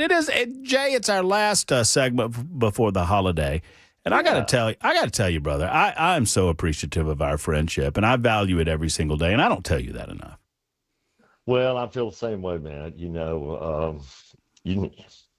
don't want to get too personal on the radio, but yeah, I love you, man. I love you too, brother. I do. And these visits are special. And when we have time, we don't get a chance to spend a little time together personally as much as we used to when we were in the same town. But I value those as well. And listen, if every visit that we spend together is as profitable as the last one, we need to do it more often. Yeah. It never really got super high, but it stayed warm for a long time. That bath never got cold. We left at the right time. Russell, we only have a minute, but it's yours, buddy. If you want to grab it and snatch it and take it, go ahead, sir. Sounds good. Hey, Jay, I've got a hypothetical question. Say you were hiking in the woods and you notice an ATV trail that shouldn't be there. It's never been there before. You follow it, and along the way you find a bag, and you take it home. It's really hard to get into. It's got $200,000 in it. Is that finders keepers, or do you have to turn it in? The name of where it came from is on the bag, but you were took it. Yeah, now possession is 9/10 of the law. So. You got to be guarded. You got to be guided by your conscience. There is no law that says if you find something out like that nobody's raised any cane. It's been 9 months. Well, if it's that much cash, something illegal. It's $200,000 cash, hypothetically. In hundreds, yes, sir. Hypothetically. Yeah. So that's dirty money. I mean, it's a drug deal or something. So no, they're not coming looking for it. Now, Andy Griffith. Now, here's the test. What would Andy Griffith do? When Opie found that money, he said, no, we got to wait like a week. I mean, it was. And Mr. Parcell was the gentleman that lost it. Yep. And then that time was up, and Opie went out and bought a new fishing rod and a bike and everything, and then Mr. Parcell showed up. Yeah. So you got to be just guided Russell, by the last thing, I would say this as we wrap up, the last thing you'd want to do is call a radio show and talk about it. That's what I would. It's hypothetical. That's right. It's hypothetical. Jay, love you, buddy. I got to run. I got to scoot. I'll see you. See you.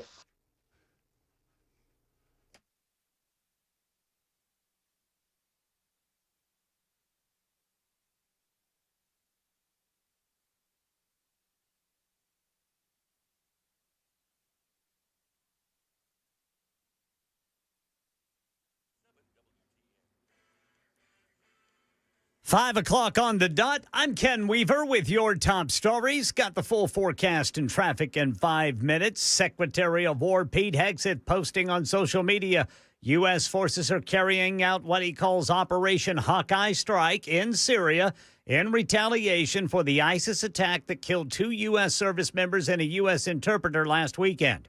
ABC's Mary Bruce has more from the White House. The defense secretary goes on to say that this is not the beginning of a war. It is a declaration of vengeance. And he adds that the United States of America under President Trump's leadership will never hesitate and never relent to defend our people. The Department of Justice has started releasing documents from the Jeffrey Epstein investigation. Congress ordered the DOJ to release the files by today. Deputy Attorney General Todd Blanche said several 100,000 files are being released, but not all of the files. More will be released in the coming weeks. There is one image that shows former President Clinton sitting in a hot tub with a person whose face is redacted. There's no indication of the individual's gender, age, or identity, and no context is provided about when or where it was taken. The Trump administration today unveiled a new agreement with 9 top pharmaceutical companies to cut drug prices to the same lowest cost sold in other countries. They've agreed to offer many of their flagship drugs, really all of their flagship drugs, at heavily discounted, most favored nations prices. Yeah, these 9 companies join 5 other drug companies that previously agreed to sell drugs at lower prices. President Trump's move to reclassify marijuana on the federal level sparking calls for change in Tennessee, at least from one state lawmaker. Democratic Memphis State Senator London Lamar says, quote, our marijuana laws are stuck in the dark ages. She argues reform is needed. She calls it freedom, public health, and fiscal responsibility. Instead of wasting taxpayer dollars on incarceration, she says They could be putting that money into roads, schools, and health care. She says it's time for the General Assembly to take what she says is a serious step forward on cannabis reform here in Tennessee. Metro Nashville Public Youth Services detectives are asking for additional victims to come forward in a case that involves a former fast food manager accused of groping teenagers. 27-year-old Malcolm L. Grant was arrested on charges of sexual battery by an authority figure and indecent exposure after allegedly assaulting a 17-year-old employee at a Nashville Popeyes in February. Investigators say Grant also faces allegations from a 2023 Murfreesboro case involving a 16-year-old co-worker. Anyone with information is urged to call Youth Services.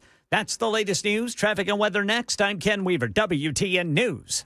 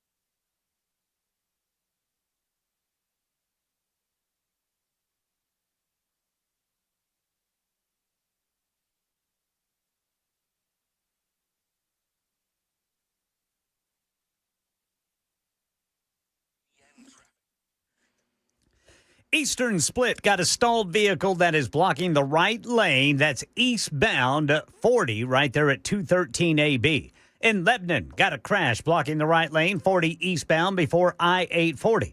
Hillwood, a stalled vehicle on the right shoulder, 40 westbound past Charlotte Pike. In Franklin, Highway Patrol reporting a crash 65 southbound just past I-840. And in Smyrna, we've got debris in the right two lanes of 24 westbound near Sam Ridley Parkway. I'm Ken Weaver.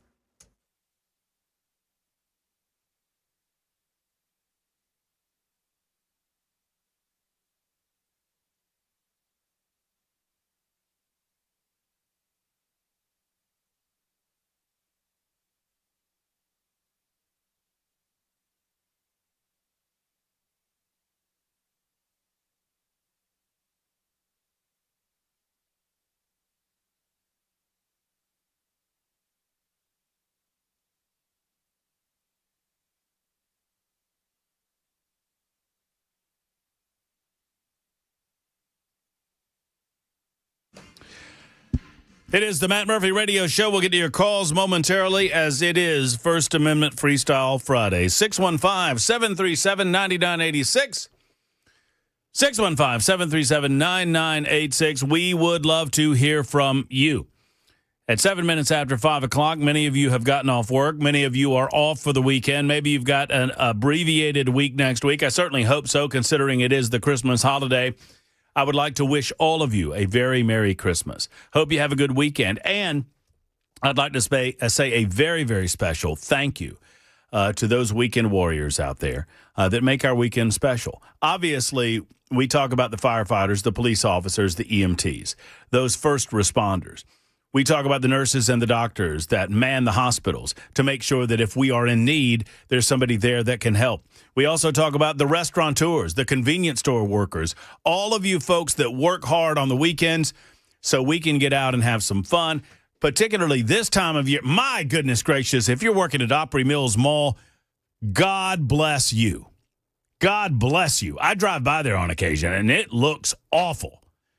Thank you for working out there. And thank those of you who find yourselves working on Christmas Eve, Christmas Day, or the day after. Now, we'll be here Monday through Wednesday. So, or at least I will be. I will be here Monday through Wednesday. Got a mouse in your pocket? Yes, I do, as a matter of fact. I'll be here Monday through Wednesday. Ken Weaver will be here Monday through Wednesday. So that's the we. Yeah. That's right. Ken Weaver and I, we will be here Monday through Wednesday. You better act right. I'll take Ken Weaver with me on Wednesday. Ken, you want to get off at 1 p.m.?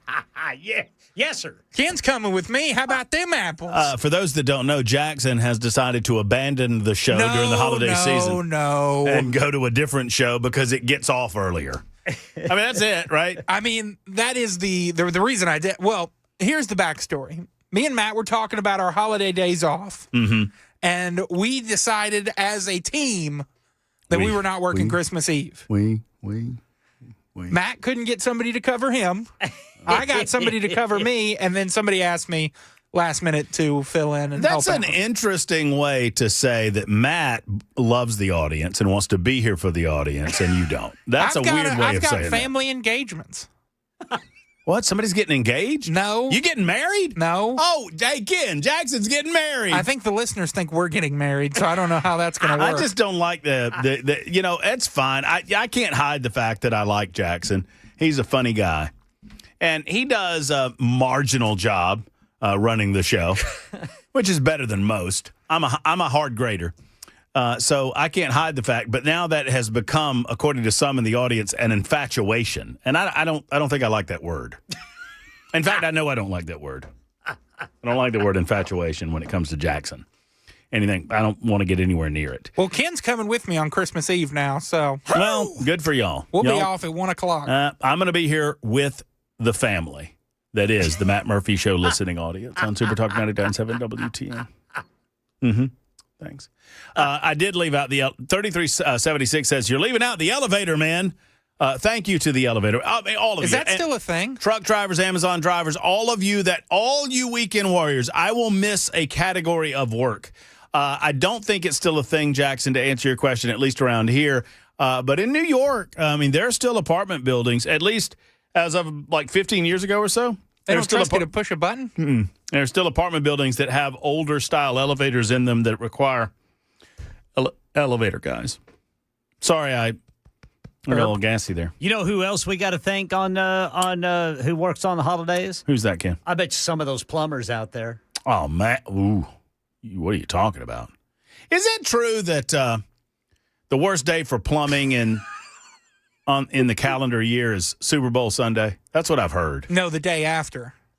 Yeah, because you're getting all the wings and the cheese and the well, I bet the snacks. I bet the day after Christmas is no picnic either. I bet that's number 2. I guarantee you we got plumbers listening to us right now who could tell us. They're like on the text line, look, man, somebody will tell us. You know there's a plumber listening to us. 100%. 100%. We get the workers. You got to appreciate those plumbers, man. Man, they do great work for the most part. They do dirty work. Yeah, it's a crappy job. Crappy job. And I wish it was wiped out completely.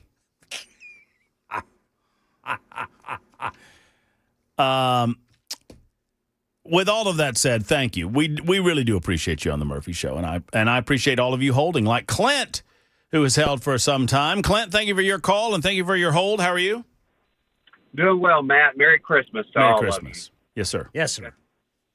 So I agree that you've been giving far too much time to the seminar callers because they when they make it clear that they're not interested in a constructive conversation, you should just pleasantly say, bless your heart, and let them go. Yeah, probably so. That's Yeah, not no, why you're right. Yeah, you're right. I mean, I admit it's a failure of mine. I get like a dog on a bone, and I shouldn't do that. Yes, sir. But I'm a military service member, and I want to set the record straight because I know there's been some rumors out there about how we have gotten the bonus, the warrior dividend. And so it wasn't taken from our BAH, our basic allowance from housing. It was paid as a supplement to BAH. That way it would be tax-free.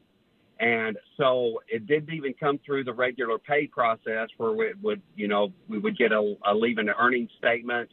And then, several days later, we would get the payment. It just hit the account last night. And so since it was tax-free, it was exactly $1,776.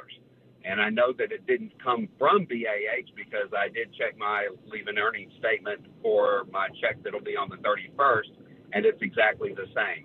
So as to where the money came from, I don't have an answer to that, but we did get an email today that told us that it was paid as a supplement to our BAH. Well, no, thank you for the clarification, Clint, and thank you for calling in and holding to give it. That's great news. All right. Thanks, Matt. All right, man. Thank you. I appreciate it. Yeah, I mean, that's good stuff. Obviously, the guy that called wanted to mischaracterize everything that was going on. There was a line of thought. Donald Trump, I will admit that, and you know what?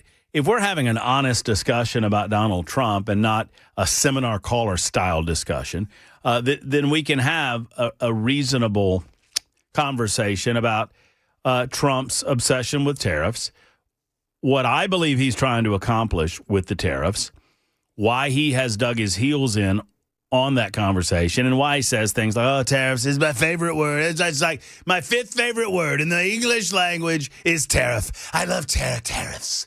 And I'm like, come on. I mean, I get it. I mean, he's trolling, man. He's trolling the left. He's trolling those that hate it. I get that. I disagree somewhat with the policy position, although I understand, or at least I believe that I understand what the long-term play is. I wish that he would just be, and I guess I can understand why he doesn't do this, because you're handing food for your enemies, but I wish he would just be a little more open about what it's going to mean for us to right the trade imbalance that currently exists, particularly the trade imbalance with China. I would love to get to a point where free trade exists, but you have to have free trade amongst parties that are on, relatively speaking, the same level playing field. If you have free trade between one party that uses slave labor and stolen intellectual property and another party that, that works hard and gets the research to engage in the intellectual property, just to have it stolen from another party, well, then that's not a fair and level playing field. So there's that. In the meantime, 4460 has a question, not for me, not for your humble host, Matt Murphy, but for Ken Weaver in the newsroom. Okay. Can you please ask Mr. Ken Weaver why he's avoiding a huge news story out of Mount Juliet? I don't think you're avoiding that story. I thought you were talking about it earlier today. What's that? The donuts and massage. Oh, yeah. Yeah. Was there one of them? Tell me what, let's find out from Ken. Ken, give us the newsroom with Ken Weaver. Let's go to the newsroom, boys, with Ken Weaver. We've got breaking news. This donut shop is not really named this, is it? What? I think I'm being I'm not going to say it. Somebody said the name of the donut shop, and I'm not doing that. What about this massage parlor, Wheeler? Well, Brother Murphy. Weaver. Wheeler. And Brother Jackson and a fine listener to this show. There are two women under arrest facing charges related to prostitution, but also running an unlicensed massage parlor. Two women, ages 45 and 49, were taken into custody. And they apparently, allegedly, engaged in some sexual activity while carrying out these unlicensed massage duties. The the building is located in a strip mall. Yeah. Emphasis on strip. Right. And right next to them is Donut Time Donuts. Okay. Donut Time. Yeah, Donut Time. I think I know exactly where this place is. Well, it's right there. It's right off the corner of Stewart's Ferry Pike and Mount Juliet Road. Oh, that's where I got your Christmas present. Was it a gift card? It was. In addition to the Donut Time Donuts, there's Vapor City, Mount Juliet, e-cigs, Kratom, and Vaporizer store, and then an Exxon gas station. Well, after you go to the massage parlor and get yourself a nice hour-long massage, who doesn't think that it's donut time? Right? So you got donuts, you got the massage with whatever, and you got, what was it, the Kratom and CBD store? Yeah, Vapor City, Okay, Mount Juliet. Those are the three business establishments? And an Exxon gas station. Sounds like one hell of an afternoon. Okay, so you got the gas station, the massage. I'm just trying. What's our order, fellas? You start all the way. I don't know. You might want to. Never mind. I'm not going to make that joke. I was going to say. I'll just tell it. I was going to say you want to make the massage parlor the big finish, but. So to speak, in the order the of grand operation. finale. Right.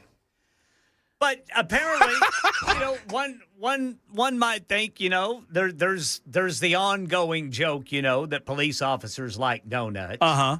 Maybe, these officers over there at Donut Time were wondering what in the world is going on over there. That's a popular joint over there.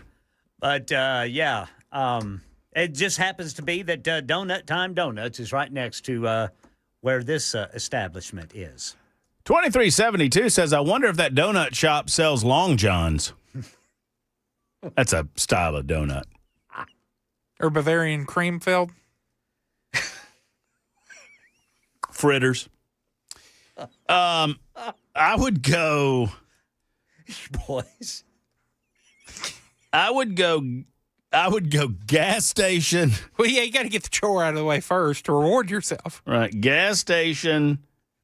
Kratom. Vape shop. Massage. No donuts, then massage. No, I don't want to be full up on donuts. I'm going to eat a bunch of donuts and then go in there to get a massage? No, man. There's apparently a convenience store over there, too. Yeah, so I'm going gas station. I mean, you do you, Jackson. If we're riding together, I figure we'll get finished around the same time, so we can go in whatever order we want. But I'm thinking gas station, go ahead and fill her up. Maybe get a soda for the road later. Go ahead and head on over to the vape shop, get my Kratom. I don't even know what the hell that is. I don't either, man. Well, actually, I do know. I looked it up earlier today. Yeah? It is apparently a natural speed, if you will. It's a plant that apparently people in Southeast Asia, workers in Southeast Asia would chew that would help them. It would give them a burst of energy during the day. Oh, okay. So I don't know. I don't know what you do with it. I guess you chew it. Oh, so another snack. I've seen these bags or bottles of Kratom in convenience stores. I wouldn't touch it. No, I mean, I wouldn't either, but I think they're in pill form, but I could be wrong. Yeah. So I'm going gas station, grab us some Kratom over there. I'm not going to take the Kratom because I don't want to be all hopped up when I'm getting my relaxing massage. Then you go ahead and go with the relaxing massage and then slide on over to the donut shop for the big finish. Yeah. The Exxon there is apparently called the Quality Corner. It is spelled KWALITYKORNER. You know you're in a good part of town when they're misspelling quality. That's awesome. I had a guy, I was playing golf with a guy in Birmingham, and his name, I won't say his name because people might know him, but his name was Sky, S-K-Y, his first name. Yes, sir. And he was a funny guy, and I don't know if this story will be as funny to you as it is to me, but He's like, did you, there was a Center Point, which is a suburb of Birmingham, massage parlor, very similar to this one, where they were doing stuff that this was licensed, but they were doing stuff that they ought not do. And it was a pretty big story that people got busted in the news. And like guys got, the place got raided and people got carted out of there, in handcuffs. I mean, Johns and massage therapists. And my buddy Sky says, Murphy, did you see who got caught up in that prostitution deal? And I'm like, well, no, Sky, I didn't. And he said, oh, you won't believe it. And I said, well, who was it? He said, Sam Farlow. And I said, Sam Farlow? And he goes, yes, Sam Farlow. And I said, no, not Sam Farlow. He said, yes, Sam Farlow. I said, the Sam Farlow? He said, yes, the Sam Farlow. I said, Sky. He said, what? I said, who in the hell is Sam Farlow? He said, you don't know who Sam Farlow is? I didn't. Apparently an amateur golfer in Birmingham. I don't know. Oh, and I was wrong, boys. The Exxon is separate from Quality Corner. Well, where am I going to get my gasoline? Now I got to reconfigure my plan, Ken. So now we're going to the vape shop first, then the donuts, then the big finish at Quality Corner. Well, Quality Corner is the convenience store there? Yeah, it's a convenience store that apparently is underneath where these ladies were conducting business. No pun intended. Well, pun accepted. Yeah. Pun might not have been intended, but we took it anyway. And then there's also an eatery. Oh no! That is just across the way. It's called the Tipsy Thai. Oh well. Looks like a Thai restaurant where apparently. Okay, so now we got vape shop, massage, Tipsy Thai for a little Thai food, and then the donut shop. Donut shop at the end for dessert. All right, that sounds like a hell of a weekend. 24 after the hour, Super Talk 99.7 WTN.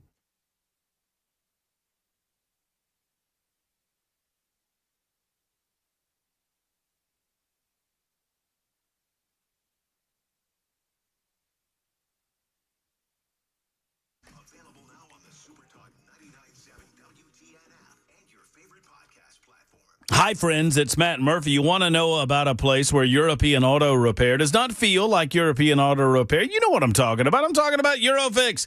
They're not your typical greasy garage. The waiting rooms are clean and comfortable.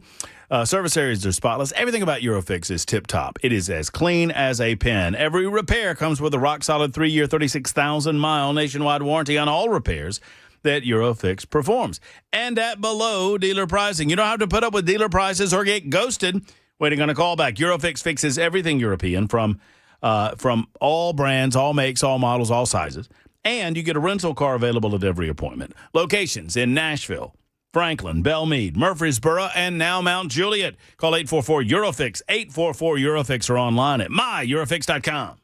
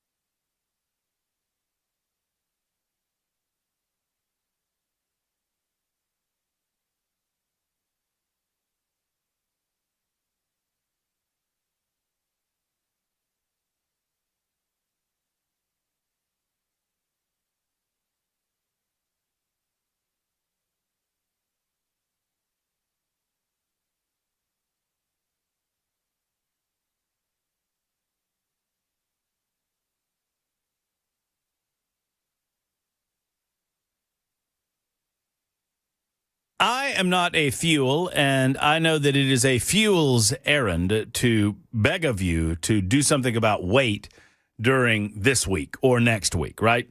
Because, I mean, it's the holiday season, and the last thing you're going to do is worry about or think about weight. But I do want you to think at least about this for the new year. We get to a certain point in our lives where we try to eat as best we can. We exercise, but the reality is that we need a little help. My friends at Contours in Cool Springs are here to help both women and men lose body fat and so much more. Their ultra slim body contouring guarantees you'll lose 2 inches on the first treatment, or the first treatment is free. And the first treatment is $99 to introduce you to the process. It's non-invasive. It does not hurt. The results are instant. I've gone through the process, and friends, it works at Contours LLC. Now, I want you to ask about the Murph. I want you to ask about the New Year's specials that they are running at Contours. It's safe, it's painless, it's effective. And friends, you can eliminate the fat that you've been trying to get off for a long time. Your gut, your love handles, your man boobs, your neck, whatever it might be, they can do it at Contours LLC. Go ahead and schedule that appointment. I understand that, the holidays are here, and once we get into the new year, you're going to want to get on top of this. Go ahead and schedule it. 615-236-9960. 236-9960, or find them online at contoursllc.com.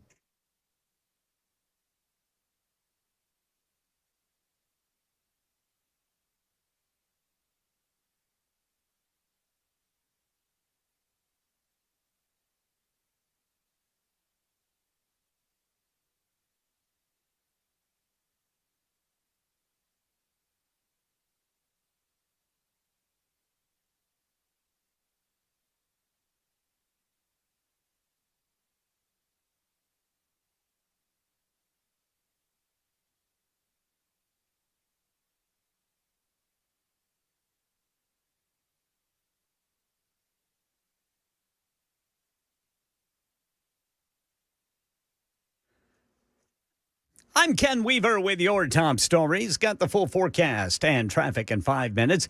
Secretary of War Pete Hegseth posting on social media U.S. forces are carrying out Operation Hawkeye Strike in Syria in retaliation for the ISIS attack that killed 2 U.S. service members and a U.S. interpreter last weekend.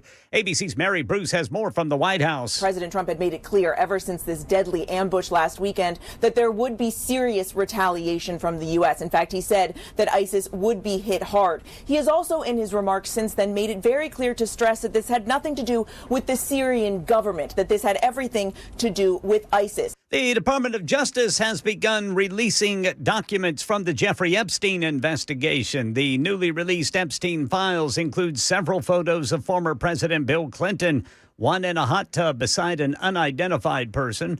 He's with Ghislaine Maxwell in London on a private jet with a woman on his lap and dining with Maxwell and Mick Jagger. Despite these images, these files contain no evidence linking former President Clinton to any wrongdoing. Former President Trump is mentioned and pictured in these new files, but there are no new accusations, no explicit wrongdoing alleged. The appearance of Trump's name or image reflects social associations, no criminality. Congress ordered the Department of Justice to release these files by today. Deputy Attorney General Todd Blanche said several 100,000 files are being released, but not all of the files. He says more will be released in the coming weeks. And the Trump administration today unveiled a new agreement with 9 top pharmaceutical companies to cut drug prices for Americans. Here's the president. This is the biggest thing having to do with drugs in the history of the purchase of drugs.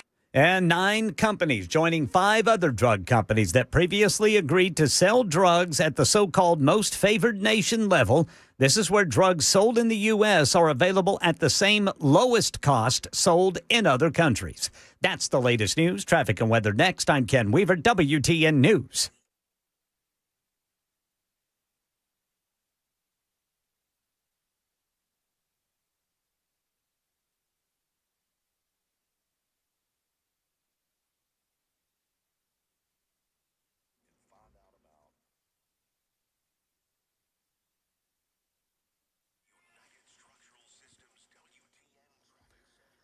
All right, we've got crashes on I-40. Let's run down the list. We've got one there at the eastern split. The right lane is blocked. Then Lebanon got a crash, right lane blocked, 40 eastbound before I-840. South side, right lane blocked by a crash, 40 westbound right before Hermitage Avenue. In Antioch, there's a crash on Haywood Lane at I-24. I'm Ken Weaver.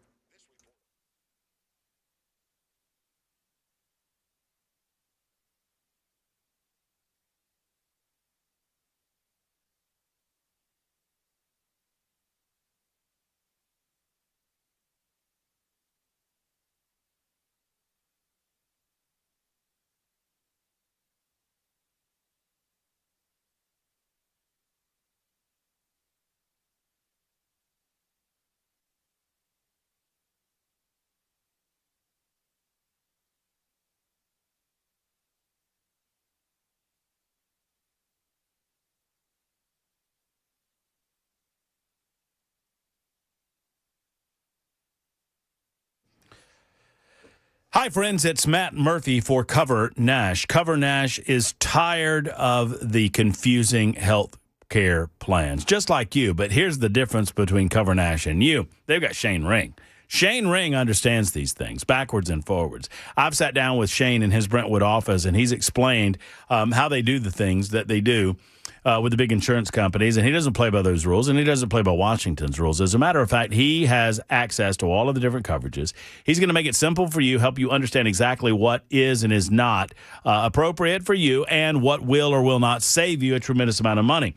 Shane Ring at Cover Nash can help you cut your costs, in some cases, by 60%. You heard that correctly. You keep your doctor, keep your hospital, and skip the government red tape. So if you're currently self-employed, uninsured, or simply tired of paying too much, don't wait a moment longer. Contact Shane at Cover Nash. It is real health coverage managed by you, not by the government. CoverNash.com or 615-465-0023, 465-0023.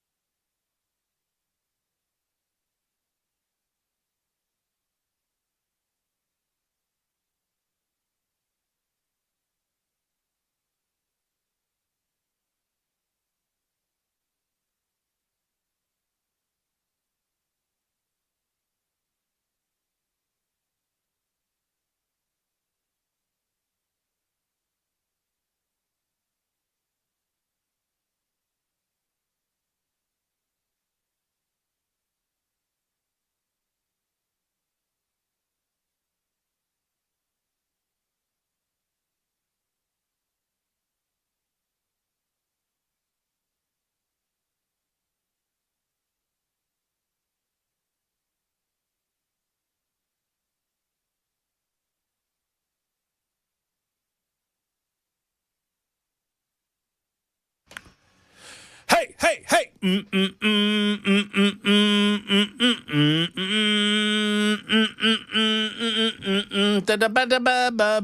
Jackson, you want to apologize for what you did in the last segment? I did nothing. What do you mean you did nothing? You did plenty, pal. Why can I not find? No. I'm not apologizing for anything. I'm very frustrated because hold on a second. He can't find a nincompoop. No, I've got a nincompoop. It's just every story has a video component to it, and I need some words here. Hey, You want to apologize for what you did? I didn't do anything. Ken, you want to apologize for what you did? Ken, I need a heartfelt apology. I was so offended. All right, I'm going to apologize for what we did. What'd we do? Ladies and gentlemen, do you have any music for this? We need some tender music. Oh, I know something perfectly when you've been caught doing something you shouldn't. No, I mean, you're going to play the wrong. I mean, what we need in 2026, we need more musical interludes on the show. And I feel like we need tender piano music to demonstrate the level of sincerity. Oh, this is perfect. People get caught to this song all the time. All right, go. It doesn't even work. It does. It does not. Do your heartfelt apology. You're fitting square pegs into round holes. Okay. Or in this case, you're fitting a football into London Humphrey's hands from 4th and 26 or whatever the hell it was. 4th and 14. 4th and 14. 4th and Banks is what I like to call it. All right, it just don't work. Just get rid of that music. We'll figure out the music. We at the Matt Murphy Radio Show, to include your host Matt Murphy, our intrepid news director Ken Weaver, and Jackson Williams, our executive producer of the broadcast, who also screens telephone calls and, generally speaking, does everything else on this show, would like to sincerely apologize to the proprietors of the business establishment Donut Time. Donut Time is in the same location as this massage parlor, but as we thought you clearly understood, they have nothing to do with the happy endings that are going on in the massage parlor. They do not. They have their own happy endings at Donut Time, very different happy endings. They include eclairs and delicious lemon-filled and cream-filled donuts and the standard donuts, the glazed variety, and all of that. That's a different thing entirely. Donut Time, we sincerely apologize for any confusion that we may have caused, and I hope that you enjoy a robust business today, tomorrow, and for many, many years to come. Sincerely, the Matt Murphy Radio Show on Super Talk 99.7 WTN. Yes, sir. Is that good? Is that yes? You think I did? Okay. I just feel the jokes running through my head, and it's so. If you do it, then we'll have to apologize for the apology. No, somebody got mad at what happened? Somebody got mad at us. A caller called in and made the point that this business was not involved in this particular stuffing. That's fair. Right. Fair. They have nothing to do with that massage parlor. Nothing. Absolutely nothing. Except that, I mean, the only thing they have to do with it is that they're in the same vicinity as the other business. And it's funny to talk about donuts. Well, here's something else. And that donut business has nothing to do with this. Mm-hmm. But I'll just go ahead and tease a story for you coming up at 6. Okay. Remember that Wilson County School Board member? Oh, was he naked again? Yeah. What about him? Well, he has been arrested again. Oh, no. On new charges. Same type? Yes. Oh, man. We got to get Mandis back from vacation. And he turned himself in. Listen, y'all, at some point, in all seriousness, he turned himself in. Why are you giggling? It's the third time. This guy's got a problem, y'all. Yes, sorry. Well, Jackson, this man has a mental problem.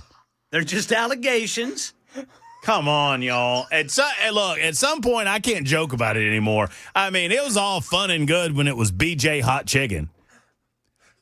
And old boy is showing his breast and thighs, but good gracious. Showing his drumstick. Yeah, well, I mean, it's showing something. Showing his chicken tenders. But we'll have more details coming up.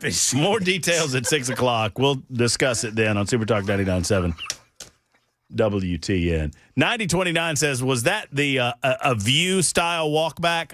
Whatever. I mean, I don't want to cause harm to. I mean, I love donuts. I love donut businesses. I love Donut Time. All times are donut times for me. The businesses near where this happened are legitimate businesses. That's right. And they are no way in any form involved. You notice that somebody called and complained that we were casting aspersions against Donut Time. Nobody called to stick up for the Kratom shop. Well, they probably don't want any type of scrutiny at all. Right.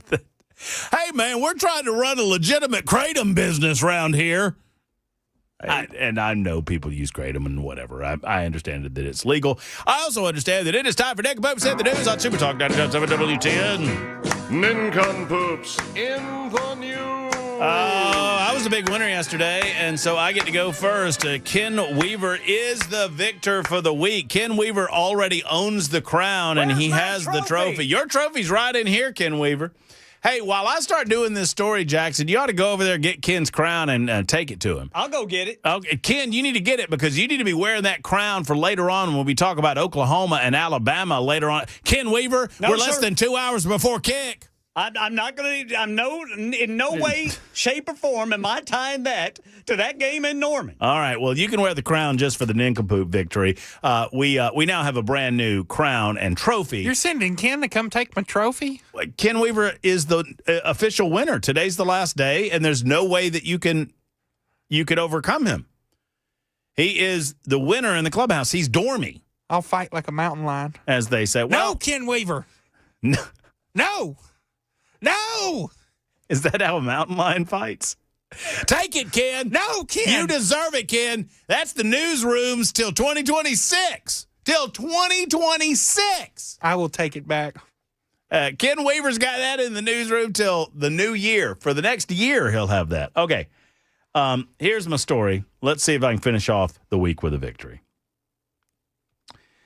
A woman in Japan tied the knot with her AI husband, sparking a discussion about ethics and the bounds of artificial intelligence. This comes to us from the island nation of Japan. Yurina, I guess it's pronounced like Purina, Yurina Noguchi, a 32-year-old woman living in Japan, recently walked down the aisle to wed Loon Klaus Verdure. Loon Klaus Verdure is a version of a video game character that Noguchi created via Chat GPT. Despite an onslaught of negative opinions and, quote, cruel words, Noguchi said "I do" to Verdure, who she viewed during the ceremony through a pair of augmented reality smart glasses. In a video shared by the outlet, Noguchi wears a whimsical ball gown wedding dress and holds a bouquet of white and pink flowers as she approaches Verdure, displayed on a phone screen at the altar. Because Noguchi had not assigned a computerized voice to Verdure, the groom's vows were read through the wedding planner, Naoki Agasawana. You know what? When I picked this story early today, I knew that the thing that would make y'all laugh the most is me trying to pronounce these damn Japanese names. That's okay. Keep on going. Yeah, man. I'm just going to plow through it. Anime, first born in Japan, the culture of devotion surrounding animated fictional characters has only been intensified with the introduction of artificial intelligence. Noguchi, a call center operator, shared with the outlet that she first became familiar with ChatGPT when she was asking it for advice about her engagement at the time, which she described as fraught. The chatbot recommended to her that she break off the partnership, and she promptly did. Earlier this year, she returned to ChatGPT to craft a version of Klaus, a video game character and eventually a chatbot who was able to closely mimic the persona manner of speaking. Thus, her partner, Luna Klaus Verdure, was born, and she's now married to him. An affinity for ficto-romantic relationships are on the rise based on a ficto-romantic. Ficto? Ficto-romantic. That's an industry term. I thought you were talking about feet. No. Ficto as in fictional romance. Oh, I thought you were saying thick. No, these aren't feet people. No, well, I mean, some of those Japanese are. You can make a lot of money doing that. What? Selling feet pics. Oh. You don't know about this, Ken? Yes, I do. Tell us more about what you know about it, though, Jackson. I know people can make an absurd amount of money. Selling feet pics. You ever? No. Nah, I got ugly feet. Not. I was looking, not showing. No. What do you mean? Oh, no, now you're offended? Yes, I don't partake. I know about it. I guarantee you somebody over at that massage parlor has been asked about their feet. Boys, we could shave the hairs off of our toes, put a ring on the little ones, and we'd make money. Yeah, I mean, there's somebody out there. Man, I mean, they don't know where the feet are coming from. No. If the internet has taught us anything, is that there are a lot of freaks in this world. Yes, a lot of weirdos. A lot of weirdos in Yes, this sir. world. Experts argue that using artificial intelligence to imitate human interactions is dangerous. Most normal people understand that. Noguchi is not dissuaded. She said she's aware of the risks that it poses, but she is very happy with the nuptials, and she hopes to be married for a very long time. Well, we hope so, too. Ms. Naguri is, or whatever her name is, Noguchi is my nincompoop for the day. Jackson? Yes. You want to go? Sure. Okay.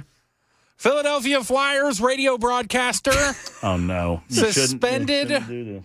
I'm not going to play the audio. I think that's smart. Are you going to say it? Probably not. But I can weasel my way around this. Yeah, I'm just going to get out of the way. I'm just going to slide out of the frame. All right. Philadelphia Flyers radio broadcaster suspended for an oral sex joke. Oh. You could say he blew it.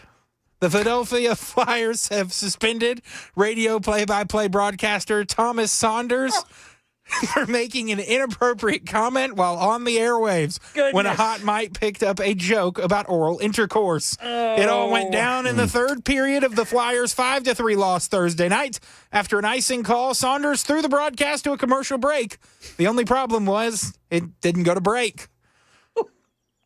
Seemingly, someone in the booth went down to the floor. Saunders was heard saying something inappropriate, and then his partner looks at him and says, "I think we're still on the air, Tim." Uh-oh. Another person, his partner said, based on the boisterous laugh he let out, it sounded as if Saunders thought he was joking before realizing it was not April Fool's Day. Goodness. No, we're not, are we? Saunders asked. Unfortunately for him, they were, and his bosses were listening. Oh. On Friday, the Flyers confirmed they were aware of the incident and announced that the radio network and the team would be issuing a suspension. These remarks do not reflect the standards of conduct or values we expect from anyone associated with our organization. Effective immediately, the Flyers, alongside our radio partners, 97.5 The Fanatic, have issued a 2-game suspension while we address this matter with all parties involved. Uh-oh. That's good. Wow. That's good. Sir, gotta be. You're a nincompoop. How long's this old boy been in the business? Wait, who's the nincompoop? Is the guy that said it or the guy that didn't pull the producer? The producer's the nincompoop. Oh, the producer's always the nincompoop. Well, There's I always at imagine fault. the producer just have you guys seen that meme of Will Levis, the surrender cobra? Yeah. I imagine he's probably working on a highlight or something, and then Yeah. he hears that and he just goes, "Oh!" But you know what, though? I mean, as a veteran of the business, you got to know you can't. You got to take care. You got to be careful. I mean, I know. Look, I cuss like a sailor. It is a vice of mine, and I admit it. But I haven't been caught on a hot mic cussing in a long, long time. When was the last time? Unintentional cussing. I can't remember the last. I remember this though. When I was in high school, I'd been working at WTHO, WTWA, WTHO, your better country FM. Yes. WTWA. 1240 on your AM dial. Yeah. The Heart of Thompson. Your favorite easy listening hits from the 40s to the 80s. Yeah. Anyway, WTHO played Thompson High School football games. Yes, sir. And the announcers at the Thompson High School football games, one was the district attorney in town. His name was Dennis Sanders. And I forget who the color guy was. But they apparently, I don't know. I was back at home base. I'm 16 years old. I'm just running it from home. They're on remote. I don't know what they were drinking in their coffee cups, okay? Okay. But they talked very differently about the crowd that off air than they did on air. And I could still hear them off air. Well, one time I was away from the thing and they went to a break and I had to run. I was trying to get back to pot them down to hit the commercial. And before I could do that, they thought they were off air.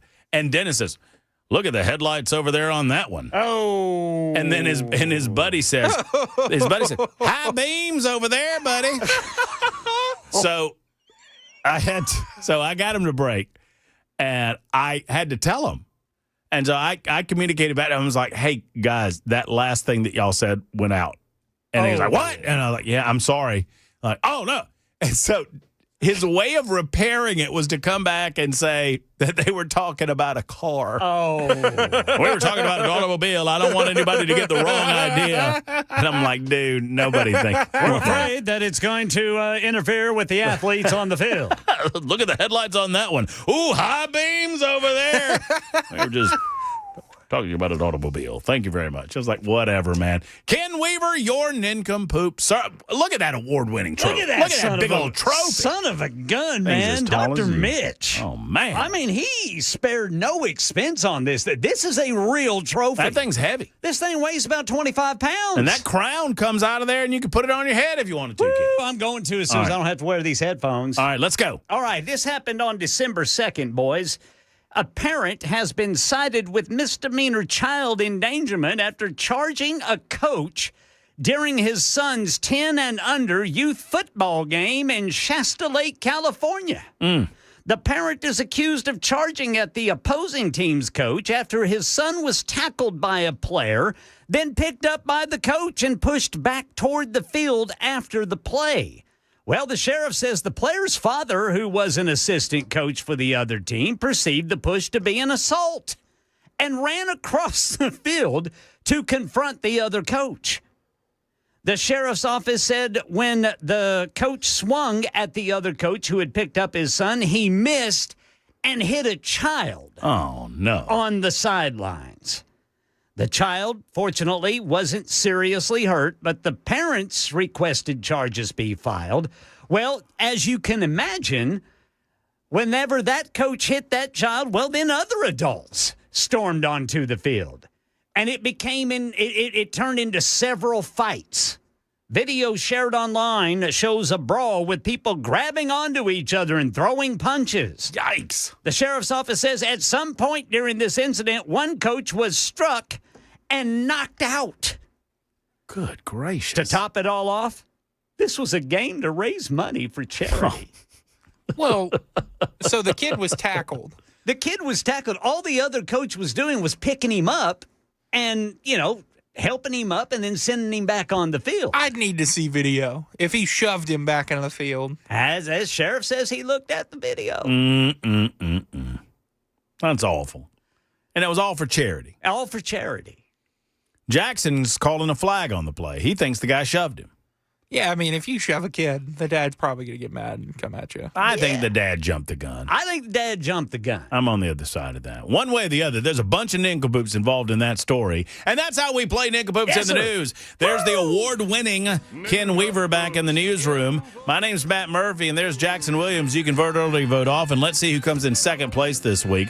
Will Murphy make it a clean sweep for Weaver Murphy? Jackson, is he shut out this week? Who knows? Let's find out. 55 after the hour. Super Talk 99.7 WTN.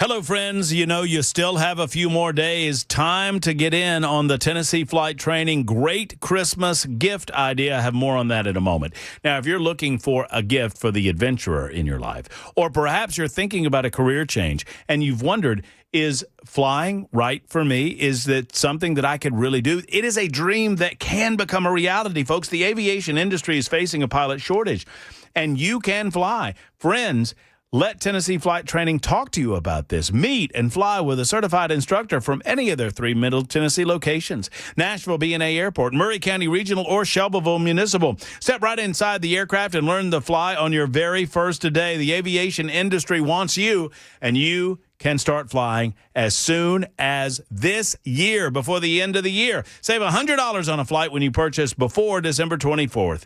Book today your next adventure at Tennessee Flight Training's website, tnflighttraining.com. That's tnflighttraining.com, or call 615-366-9192. 366-9192. Tennessee Flight Training. The skies are calling.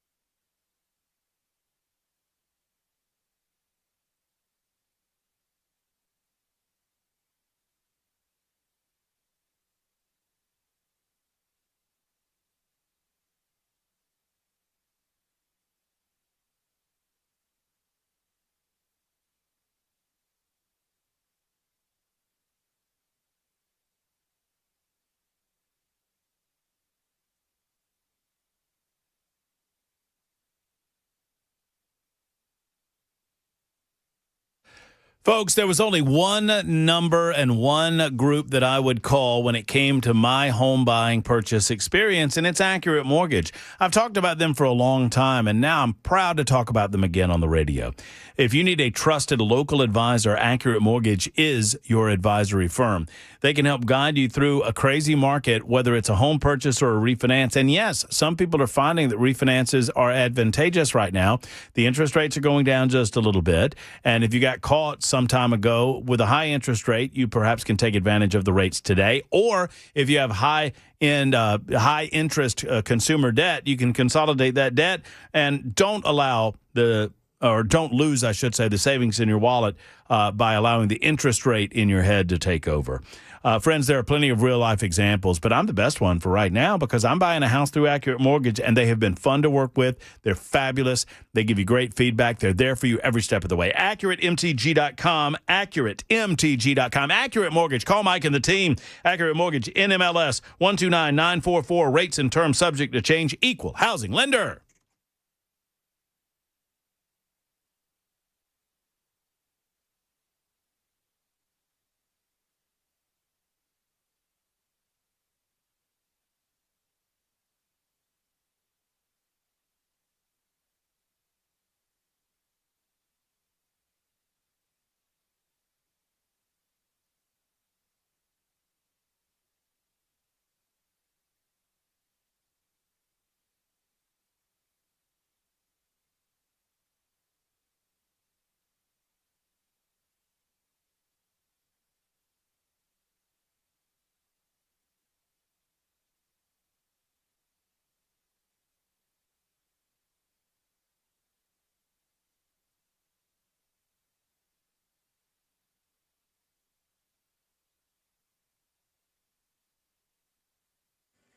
I'm Ken Weaver with your top stories. Got the full forecast and traffic in 5 minutes. The U.S. getting payback for that ISIS ambush that killed 2 U.S. service members and a U.S. interpreter last weekend in Syria.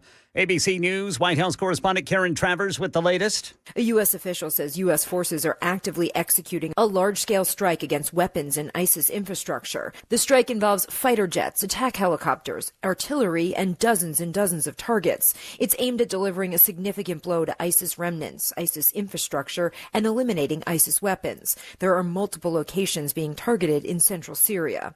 Prior to the airstrikes, U.S. partners in the region, with U.S. support, led 10 operations that resulted in the capture or killing of 23 ISIS operatives. Karen Travers, ABC News, Washington. The Justice Department has released the first batch of the Epstein files, saying it will take weeks for additional redactions to protect victims' privacy. We get more from ABC News national correspondent Stephen Portnoy. The initial release includes a child pornography complaint a woman filed with the FBI in 1996, nearly a decade before the first investigation into Epstein was launched. The Justice Department has also released several photos of Epstein with famous friends, including former President Bill Clinton. Separately, there are many graphic images in the files, with black boxes covering female faces and body parts. Here in Middle Tennessee, Wilson County School Board member Donnie Self is back in jail, facing new indecent exposure charges. Lebanon police say Self exposed himself to a restaurant worker on 2 occasions, then later surrendered on 3 more counts, plus 1 attempted charge. He was first arrested Monday and released on bond before turning himself in again. The school district says it's aware of the situation but offered no further comment. Trump administration today unveiling a new agreement with 9 top pharmaceutical companies to cut drug prices for Americans. Here's the president. Every new drug produced by these companies in the future will permanently be offered to American patients at most favored nation prices. Yeah, these 9 companies join 5 other drug companies to sell drugs at the same lowest cost sold in other countries. That's the latest news. Traffic and weather next. I'm Ken Weaver, WTN News.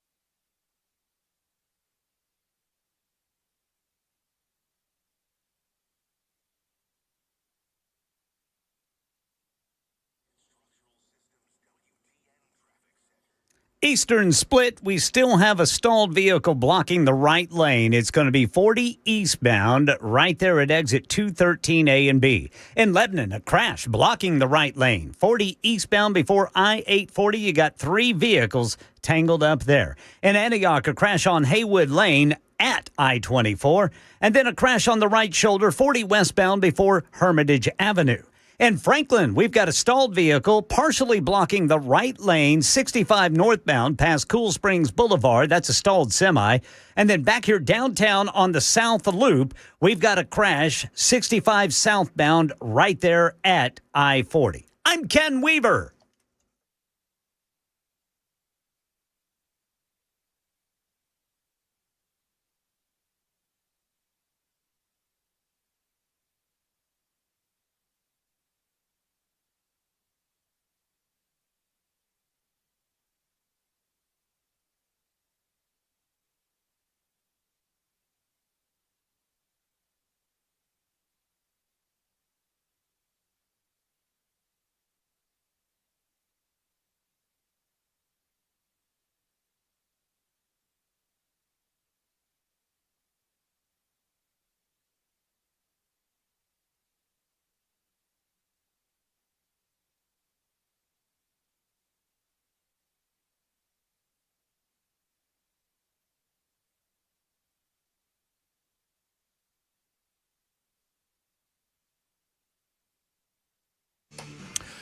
Super Talk 99.7 WTN. It is the Matt Murphy Radio Show. Thank you for being around. Ken Weaver's the big winner today, Jackson. I don't know if you've been keeping up with it, but we're going to go ahead and declare Weaver the big victor. Matt. What? It is much closer than your. Okay. Let's see. Andy says the weather wizard. That's him. I like the vote that says Ken Weaver wins. Weaver for the win with crowns and everything. Jackson, Matt, Weaver, Ken, Weaver, Ken. Ken looks ridiculous. I vote for Jackson. You shall refer to him as King Weaver, or Y2J's story blew you two away, though, today. Free Willie. Vote for Action Jackson. Ken wins. Yeah, I mean, maybe it is closer than perhaps I was giving it credit for, but I still think Weaver's got the victory. I don't know. You can count up the official votes if you want to. That's fine. I also got 2 votes on the phone. Hey, Ken, the phone votes don't count. Hey, Ken, would you give up the victory today for a victory tonight? Yeah, absolutely. Well, then Boomer Sooner. I win, boys. Jackson, all right, I'll make a deal with you. Jackson, because Ken's already wrapped up the weekly victory, and he retains the crown and the trophy till 2026. Yeah, he gets to stay here in the in News Closet B. News Closet B, or as Joan Jones called it, the what does she call it? The dust-encrusted newsroom. Well, it looks a little brighter today because it's got that sparkly crown and a trophy in it. Yes, sir. From the Wellness Institute of Nashville. And thank you to Dr. Mitchell and all the gang over there for giving us a big trophy for Nincompoops. Jackson, you gave a Boomer Sooner. Will you officially root for Oklahoma if I give you the victory today? Yes. All right. That's good. You got it. There you go, I will root Ken. for them in a tie. What? In a hard-fought tie. I hope they win that tie. No, you've got to root for them to win. I hope they look like the better team for 60 minutes, and then they both tie. By the way, Ken, if y'all do come out victorious, can you win by 2 points, please? Because I put $20 down on Oklahoma, and I had to give up 1.5 points. I'll put it to you this way. If we win, it ain't going to be much more than 2 points. Like I said, we're going to need a lot. We're going to have to get turnovers. We got to get turnovers. Very excited for this game. Very excited for the college football playoffs. I'm excited to talk with Dawn, Dawn, God bless you. Dawn waded through Jay St. Clair. She waded through Nincompoops in the News. And, Dawn, I feel like I owe you a bottle of water, an ink pen used by me, maybe a couple of bucks. I'm going to give you the floor and just let you take it and run with it. Go ahead, Dawn. Well, it was a 2-hour wait, but I sitting through some of these other phone calls, I wanted to say to the last guy, thank you for your service. And the guy before him, please take all that piss and vinegar towards Trump and put it towards all the people that are getting the money that don't belong here in the first place, instead of worrying about money for our troops. But my question is also a hypothetical, although it doesn't involve $200,000. With taxes and the tariffs and Trump throwing around the idea of maybe not having to pay taxes anymore, would we still have to pay state taxes? Yes. Okay. That's all I wanted to know. Gosh, Dawn. Dawn, this telephone call, while you seem to be a delight on the other end of the phone, and I'm so glad that you called and held, this telephone call has served to do nothing but make me feel bad. And I feel awful that you held for as long as you did. And I beg you to forgive me. There's no forgiveness. I chose to wait. Okay. There's no forgiving. No. So the short answer to your question is no. Just like the state of Tennessee has no state income tax, and that obviously does not affect the federal government, I do not believe that any elimination of the federal income tax would have an impact on state income taxes. And I know this only through my work with the fair tax, which is a national consumption tax proposal, which you can find out more about at fairtax.org, which I wholeheartedly endorse and believe in. I think it would be earth-shattering in terms of an economic boom for the American people in terms of manufacturing, bringing businesses here, but I digress. But that wouldn't have any impact on state taxes either. So I would not hold my breath on the idea that we were going to eliminate federal income taxes through tariffs, though. That was going to be my next question as to whether you thought it was actually going to happen or not. We could all hope, though. No, I mean, it in a way would be directing us toward more of a consumption-based tax because tariffs are ultimately taxes on goods that roll back to the consumers, right? I mean, the concept of businesses paying taxes isn't really real. Businesses pay those. They pass those taxes along to the consumers, right? So I say all the time, people say, we need to tax the corporations or we need to tax the businesses. And I say, well, businesses don't really pay taxes. They might be a pass-through, but I'd just like to see it reformed in a way to where, we get taxed because we earn it, and then we get taxed when we have the audacity to spend it. Right. And they get us coming and going, and I'd at least like to see some kind of reform on the taxes itself, maybe. Well, I would encourage you, Dawn, to look into and research fair tax if you've never done it. I have not. Fair tax is a national consumption tax. It would be taxed at a rate, it would be like a national sales tax. It is at a rate of about 27%. However, the math dictates that if you eliminate the embedded taxes that businesses currently pay at every stage of the process that they have to engage in other businesses, so that you would eliminate Social Security taxes, FICA, you would eliminate all other forms of income-based taxation at the federal level. You would also eliminate all corporate and business taxes.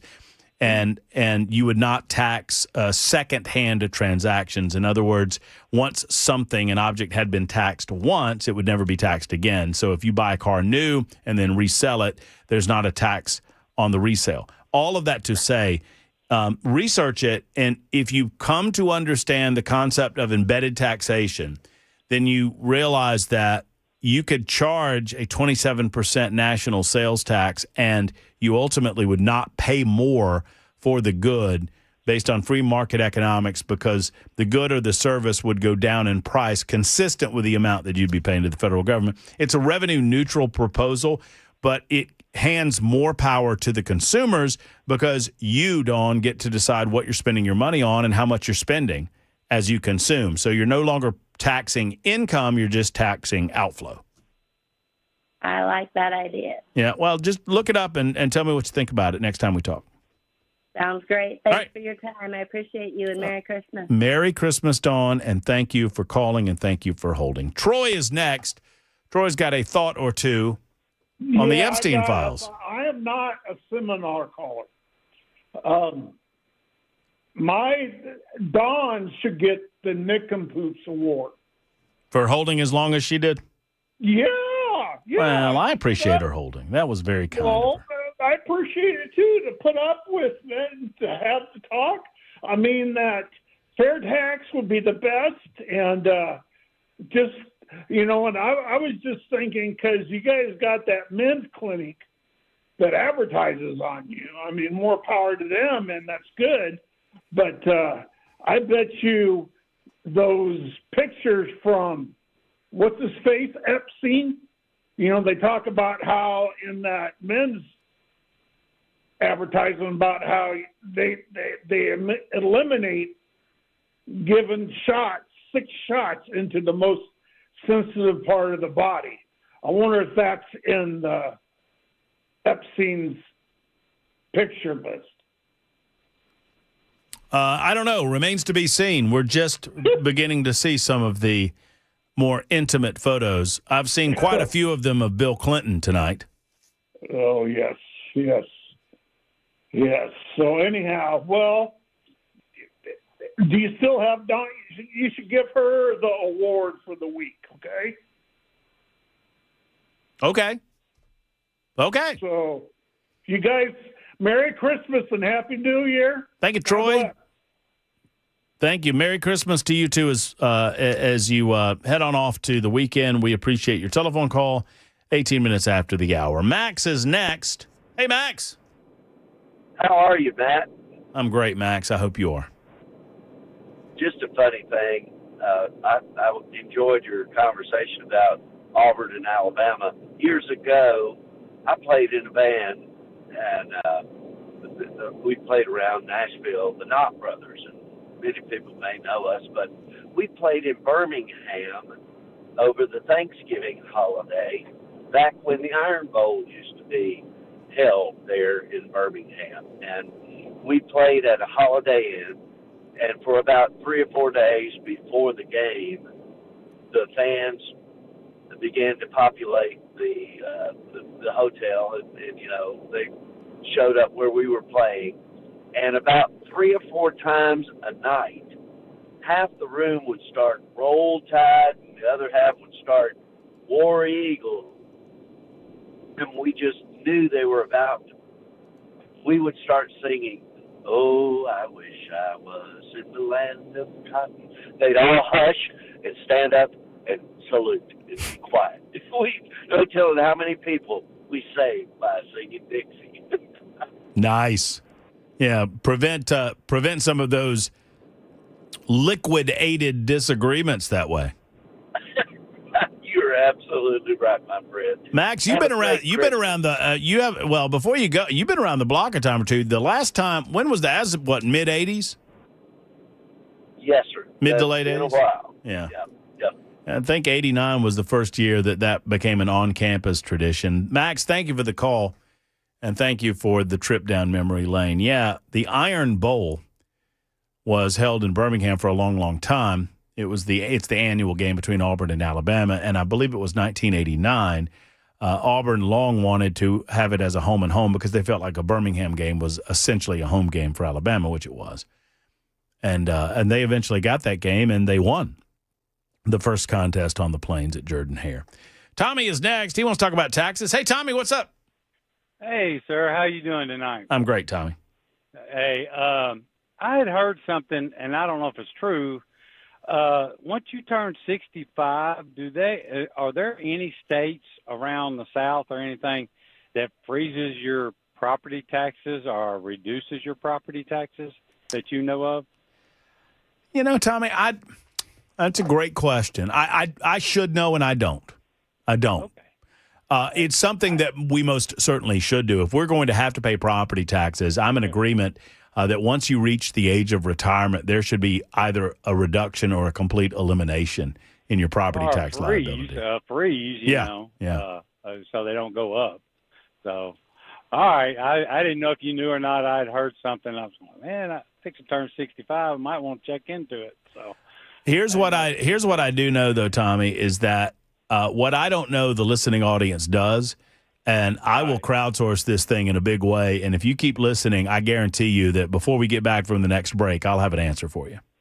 Hey, you can just give it to me when I give your keys back. Hey, have you secured? Are you doing that tomorrow? Yes, sir. Okay. Yes, sir. All right. Let me know if there's any trouble. Okay, I will. Right. Have a good night. All right. I didn't realize that was my friend Tommy right at the beginning of the call. Tommy is. I'm hoping. Actually, I'm allowing Tommy to test out the camper in the hopes that he goes ahead and buys that thing. So, Tommy, you enjoy that. You enjoy that camper. You have a great time. Just just allow yourself to let the amenities wash over you. And you just know that you'll get the best price around when you decide that you want to buy that thing and have it for you and the family once you reach that retirement age. Yeah, Tommy. Tommy's my buddy that I go to the Titans games with sometimes. And we're all very disappointed that this weekend that Patrick Mahomes will not be quarterbacking the KC Chiefs. Will Taylor Swift be there? I don't know. We'll find out what Jackson's thoughts are on that in just a moment. And your telephone calls, 22 after the hour on Super Talk 99.7 WTN.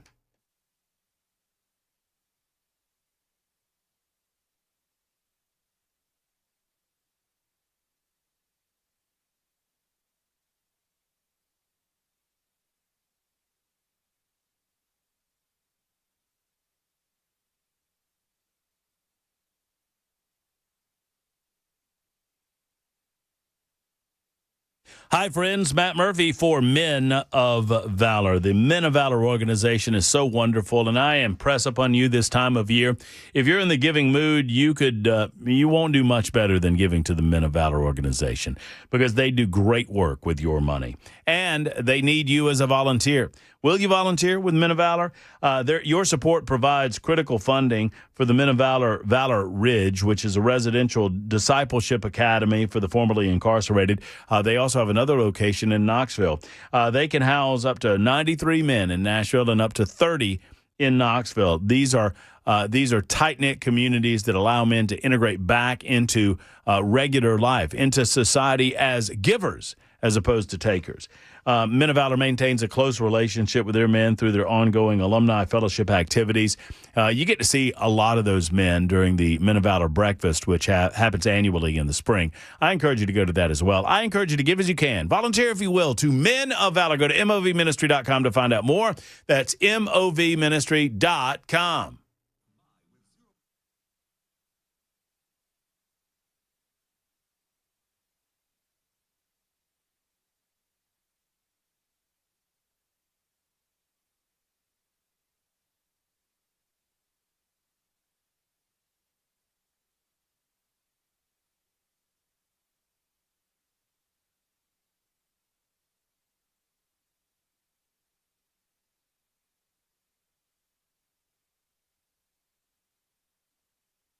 Hi, friends. Matt Murphy for Better Water LLC.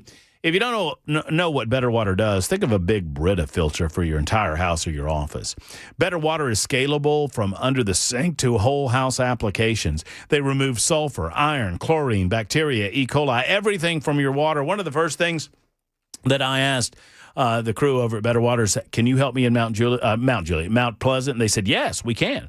They offer a full range from reverse osmosis units, water softeners, specialized filters, UV lights, you name it. They do it. They're based out of Smyrna, and they treat all of Middle Tennessee, including Mount Pleasant. These are the same guys that treat your water at your favorite local coffee shop. They treat your hospitals, and they now can treat you at your home. Go to betterwater.com, betterwater.com. Get better water with Better Water LLC. Or better yet, give them a call right now and tell them that I sent you. 615-355-6063. 355-6063.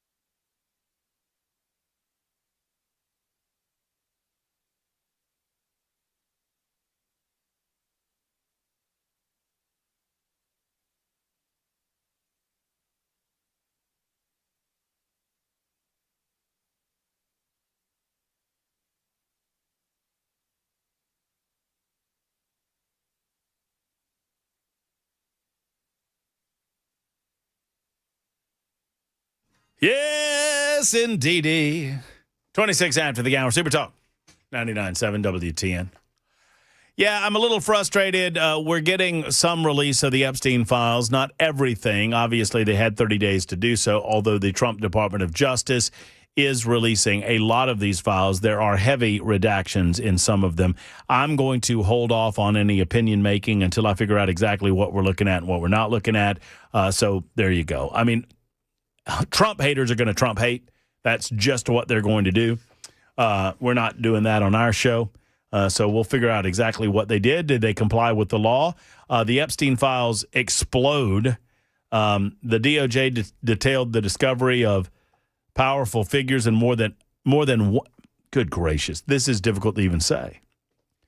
The total number of victims is believed to be over 1,000. Over 1,000 in not all of them the worst of the worst, but obviously a victim is a victim.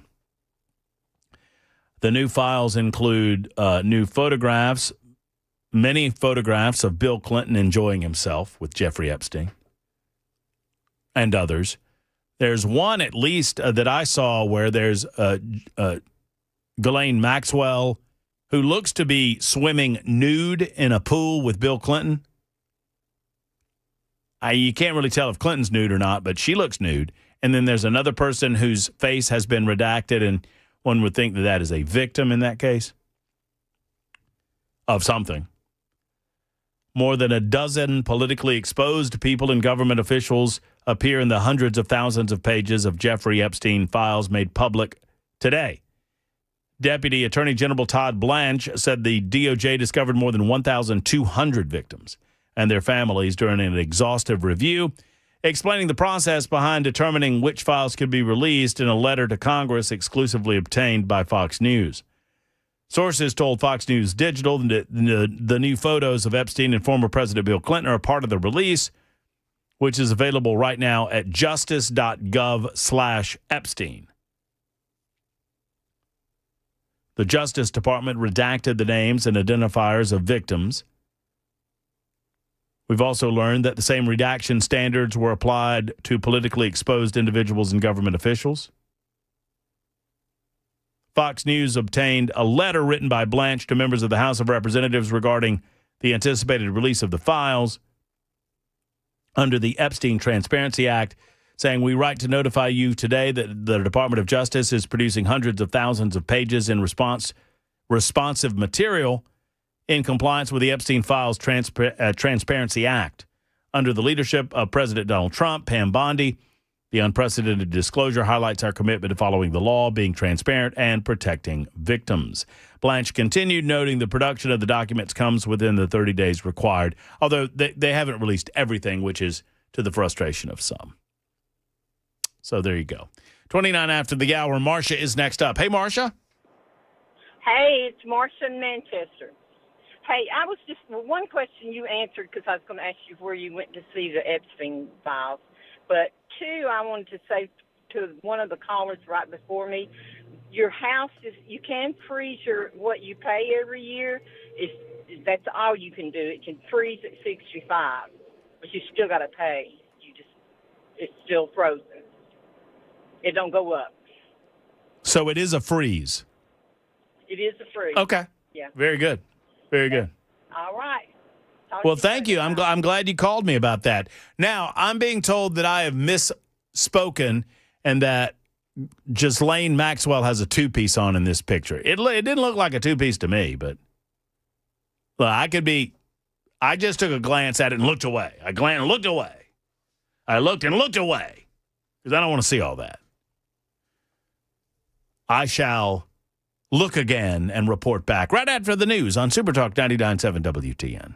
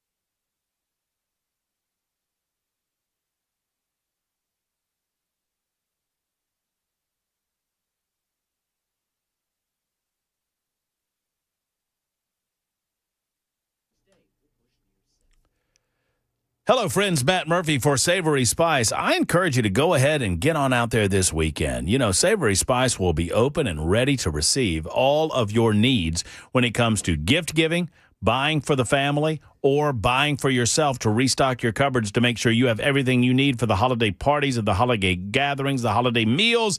They got everything you need at Savory Spice. From the sweet to the savory to the salts to the peppers to the blends, they have it all. And they have great gift-giving ideas at Savory Spice. If you have someone that loves to cook in your family and you're looking for a gift idea, go to Savory Spice. You'll find it. I promise you that. Holly and David are locally owned. I love that about them. They've got everything for the family, everything for the cupboards, everything for the meal.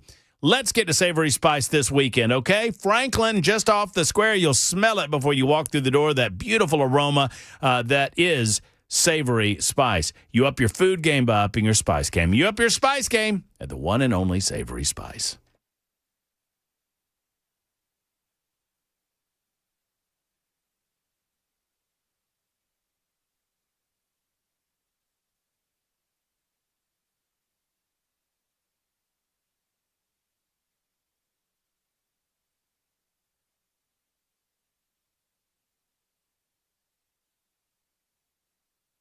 Hey, this is Pastor Al, and join us on Super Talk 99.7, Sunday evenings from 7 to 8. We're going to look at the news from a biblical perspective. Selling your home can be stressful, but it doesn't have to be. Get a guaranteed offer from Mark Spain Real Estate. There are no showings, no open houses, no stress. Work with the #1 real estate team in the U.S. and close with confidence. Go to markspain.com today.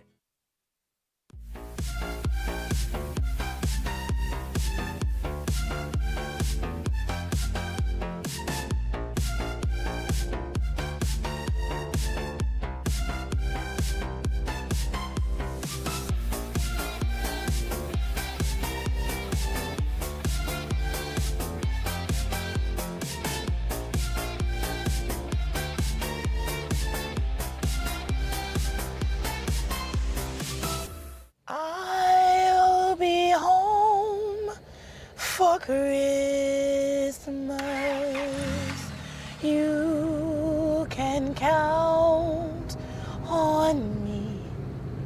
I'll be home for Christmas.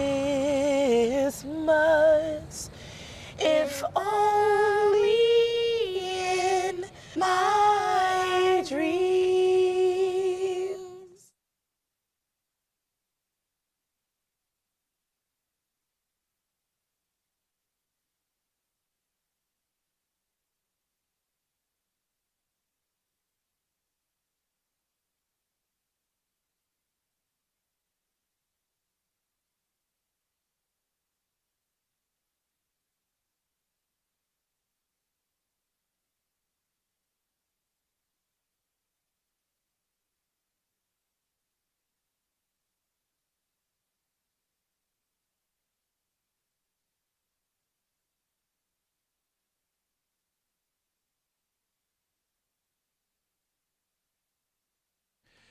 Hello, friends. It's Matt Murphy. Are you thinking about a great place to eat this weekend? Well, you're probably thinking about Uncle Bud's. Uncle Bud's is a perfect place to take the family with catfish, chicken, and such. They are known to be the home of all-you-can-eat fixins, and they're all-you-can-eat catfish and chicken dinners. Man, this is like down-home cooking that I remember from my childhood at Uncle Bud's. If you've got kids, Uncle Bud's the perfect place for a family meal. Kids 6 and under eat free. They eat free on Wednesdays, okay? That is actually big kids and little kids, 12 and under. And they're not skimping either. So that's Wednesdays, kids eat free. Every other day of the week, kids 6 and under eat for just $2.95. And the big kids, 12 and under, $5.95, and all meals come with a drink. And, of course, the most important thing, ice cream. Join Uncle Bud's, their loyalty program. You can get discounts, coupons, and so much more. Uncle Bud's, catfish, chicken, and such. Delicious, delicious, delicious. If you're a senior, first responder, fire, military personnel, Uncle Bud's offer a 10% discount every day of the week. Uncle Bud's, located in Donaldson. Tell them Matt Murphy sent you to the one and only Uncle Bud's.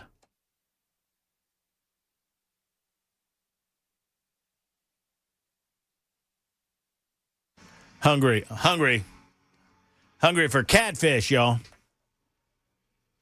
Talking about Uncle Bud's, baby, hungry for catfish. I can't help myself.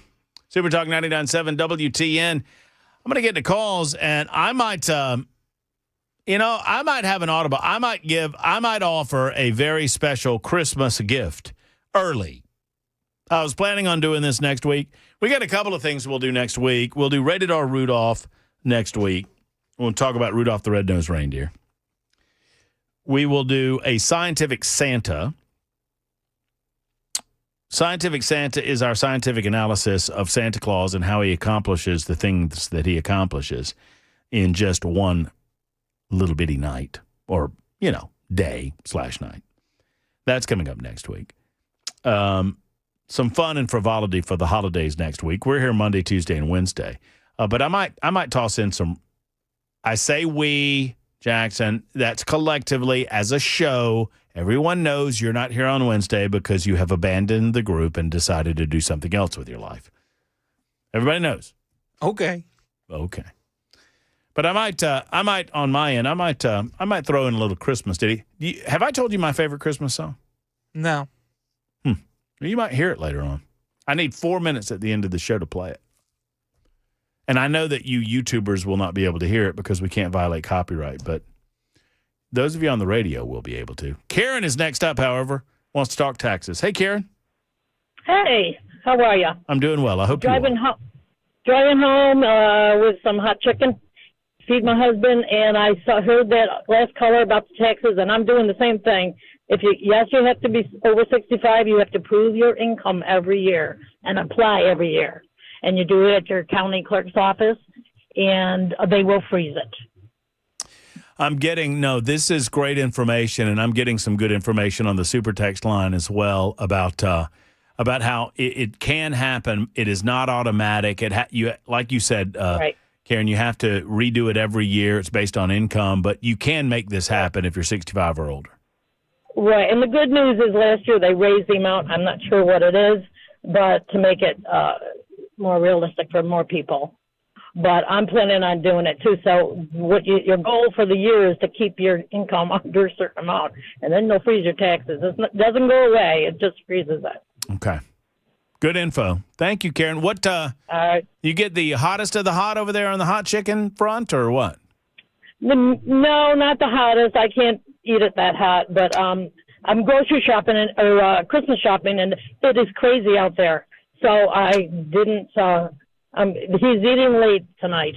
Well, Karen, I think I speak for the entire audience when I say, "What are you? What did you get us?" What did I get us? for Christmas gifts. Stocking stuffers take longer than the regular gift. Oh man, it is. When you got grandkids, you got to get the Pez over here and a certain kind of chocolate over there, and waiting a 20-minute line each time. Yikes! It's just crazy. I bet it is. Yeah. I bet it's Grandmas crazy. do that though. Karen, good luck with that. Good luck with the hot chicken too. Okay. All right. Thanks. All right. Take care. I was just messing with Karen. Thought we could sneak in a new present or something for the stocking. Jackson's easy. I just have to find him Music City Bowl tickets. If anybody has a lead on them, cheap, let me know. Lower bowl, if you don't mind, if possible, or sweet. Yeah, we're but not cheap. picky. We're not picky. Lower There's bowl not the or sweet. nosebleeds. Yeah, somewhere between the 30 and the 30, or a suite. Just no nose. I like the end zone. You ever sat in the end zone? My buddy Tommy, he has end zone seats. I love the end zone seats. End zone seats are great because you know what you do, and I dig it for every game. I mean, just about any game you go to, because you're either watching the team on your end of the field or you just look up and you watch the big screen. You watch the big TV at the end of the field if they're way, way, way over there. Becky says, Matt, your friend will need to call his county trustee's office and the city recorder's office if his property is in the city. The tax relief for seniors is over 65 is not automatic. You have to apply every year, and it's based on income. Also, 3347 writes in and says, the state of Tennessee offers 2 relief programs for retired individuals 65 and over. One is a property tax freeze. The other is property tax relief. One absolutely freezes your taxes at a base rate. The other, you submit your tax bill after you've paid it, and the state will reimburse you to a certain amount. You have to apply for both programs, and you have to qualify. 5022 says she's definitely nude And so is the other girl. Clinton has on black shorts. See, thank you, 5022, for delving into this situation so I don't have to. There is conflicting information, however, because 3036 says, yes, it looks to be black and white striped, referring to. Have you seen this photograph? I haven't. Would you please do some show research over there? Just look up Bill Clinton, Ghislaine Maxwell. It's Ghislene, I think. Maxwell. Pool photo. Should bring it up, and you tell me if she is. It did not look to me like she's wearing anything in that picture. I don't think it matters that much, but She is wearing a bathing suit. oh, okay? So you've got a bathing suit. Yes, immediately. Is that the one where Bill's like Swimming around? smiling, and then there's somebody else that's blacked out? Yes. Okay. All right. So definite bathing suit. All right. Very good. Well, so be it. I mean, I don't necessarily believe she had it on for long, but whatever. Christmas time is here, and with Christmas time comes Christmas parades. The organizer of the Cookeville Christmas Parade announced earlier this week that it would exclude 2 organizations, the Putnam County Young Republicans and the LGBTQ organization, Upper Cumberland Pride. Those 2 organizations are going to be excluded from the parade. Did this already happen? I missed this story first time around. It might have already happened.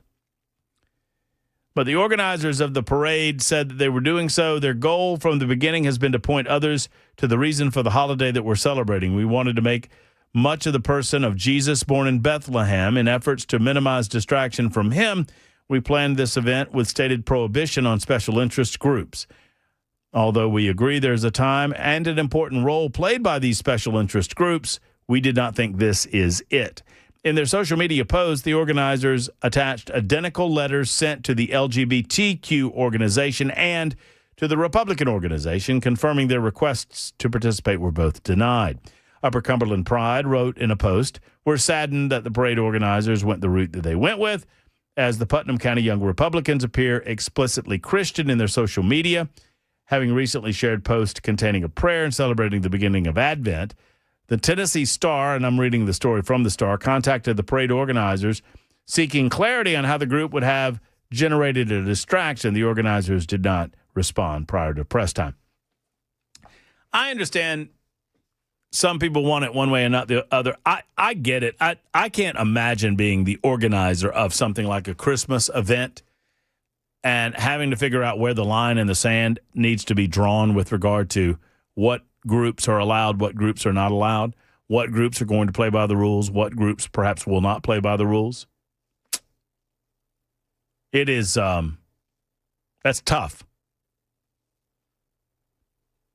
And, you like to say, well, it's not as tough as all that. Just let the Republicans do it and tell the LGBTQ folks to go pound sand. Well, then you get a lawsuit on your hands, and you got many organizations that would love nothing more than to sue a locality like Putnam, and they don't have the money to defend themselves, and all they want to do is have a parade to celebrate the birth of Jesus Christ. I get it. And if I were organizing the event, I mean, it's easy to say, I would probably exclude any and all political organizations too, so that I can tell some of these rabble-rouser organizations to go pound a sand if they're trying to interlope into my event, which ought to be about the birth of Jesus Christ. Bing is next on the issue of taxation. Hey, Bing. Hey, Matt, what's going on, bro? What's up, man? Hey, there are 2 different types of programs, okay? They're both for seniors 65 plus, right? There's property tax relief, which is a state program that goes across the state.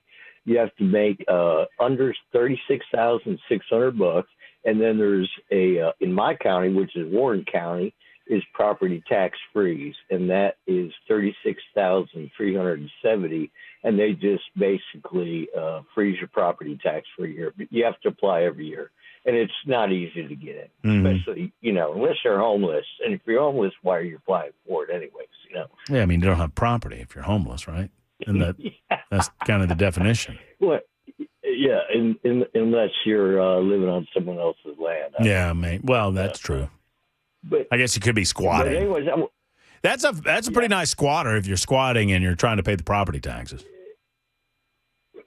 well, if you're trying to pay the property taxes, you might just get the house. Well, true that. And you got to pay the property tax. True that. Eventually. But what I was wanting to say is I wanted to give Jay, remember those golf tee things, ball holders I sent you? Yes. I'm the same dude. I wanted to give Jay one or two. Oh, man. I have one on my bag right now. Well, I'm trying to think of something clever to put on them, but if you can talk to him or something or let me know, Well, I mean, the first thing that comes to mind is the great quote from William Shakespeare, which is, "First, kill all the lawyers." There you go. That'd be pretty good. That's a good one. I'm sure he'll appreciate that. Oh, he would love that humor. Well, Bing, thank you for those golf ball holders. Those are pretty cool. I got my Trumpy Trump on my bag right now.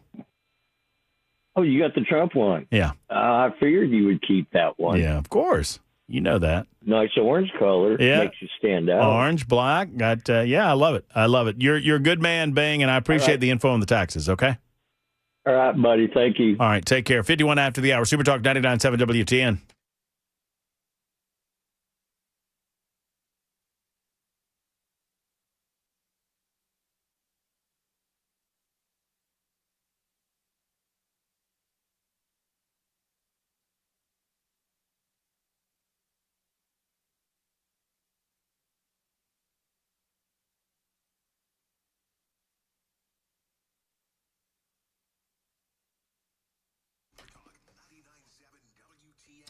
It can be hard to find someone you trust when it comes to home repairs, including heating of your home. Efficient Heating and Cooling, they're a smaller company, but they've got a big heart and big results in their mind. I trust Jeff Eddy and his crew to do what's right the first and every time, and they prove it time and again. If you're trying to make a decision as to whether to repair or replace, that's a toughie. Well, Jeff Eddy understands that. It is the crux of what they do in heating and air conditioning, right? Because people simply don't trust they're being told the truth. Oftentimes, heating and air conditioning companies refer you to getting a new unit when you might get another year or two out of the one that you currently have. They make more money that way. Sadly, there are a few disreputable companies around. Jeff Eddy does not do that. He wants maximum life out of the unit. He's made his reputation on it. So he's going to extend the life, but he will never tell you that something's going to work when it won't. So if there's a time where you've got to replace, they're an Elite Pro partner with Rheem, and they can recommend the right unit for you. Go to efficienthvac.net, efficienthvac.net, or call 615-784-4424, 784-4424, Efficient.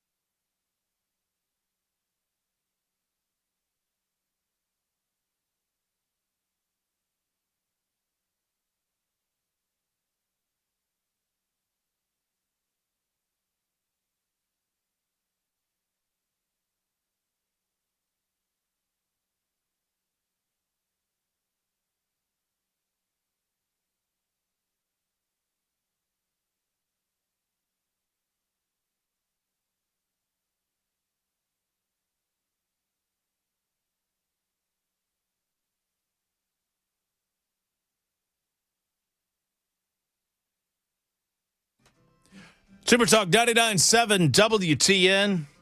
I'll give you a little taste. Okay? A little taste of my favorite Christmas song. I don't think I've ever told you this, Jackson, but this is my favorite. Yeah, I bet you've never heard this song in your life, Jackson.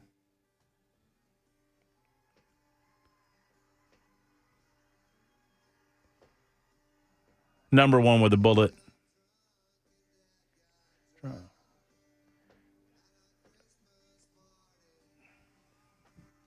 See, we're drinking champagne punch and homemade eggnog. You boy.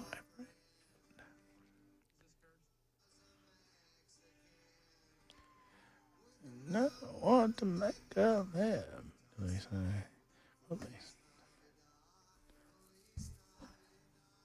This is the fabulous Robert Earl Keen, who I had a chance to see at the Ryman Auditorium. We went over there.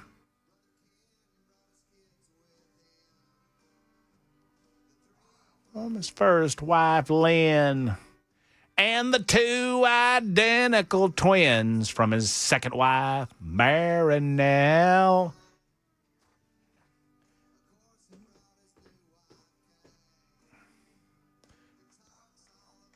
Hey, James. Jackson, you would dig it. The first Noel. If you have never availed yourself of the musical stylings of Robert Earl Keen, it's time to get it on. All right. Well, Jackson says we got to go. And Jackson says all the fun's got to go down because we've got to leave here. Jackson, real quick, we got to get predictions real quick. I need serious predictions. You're the resident sports expert. Okay. College football playoffs. All right. OU over Bama. Uh-huh. Ole Miss playing Tulane. Yeah, Ole Miss. Oregon over JMU. Yeah, sure. Can you remember the last game? I don't think I can. I can't either. A&M in Miami. Ooh, that's a toughie. That's a good game. I'm going A&M. I'm going A&M myself. Who's going to be the natty champion? Ohio State. Georgia's beating Ohio State. I don't know if we'll beat Indiana in the championship, but we're beating Ohio State after we whip up on Ole Miss. You going to watch Bad Santa this weekend? I will. Friends, have a great weekend. I think we got the house. That's good news. Have a great weekend. Enjoy your time with your loved ones. Hug everybody. We'll see you next week. Until then, so long.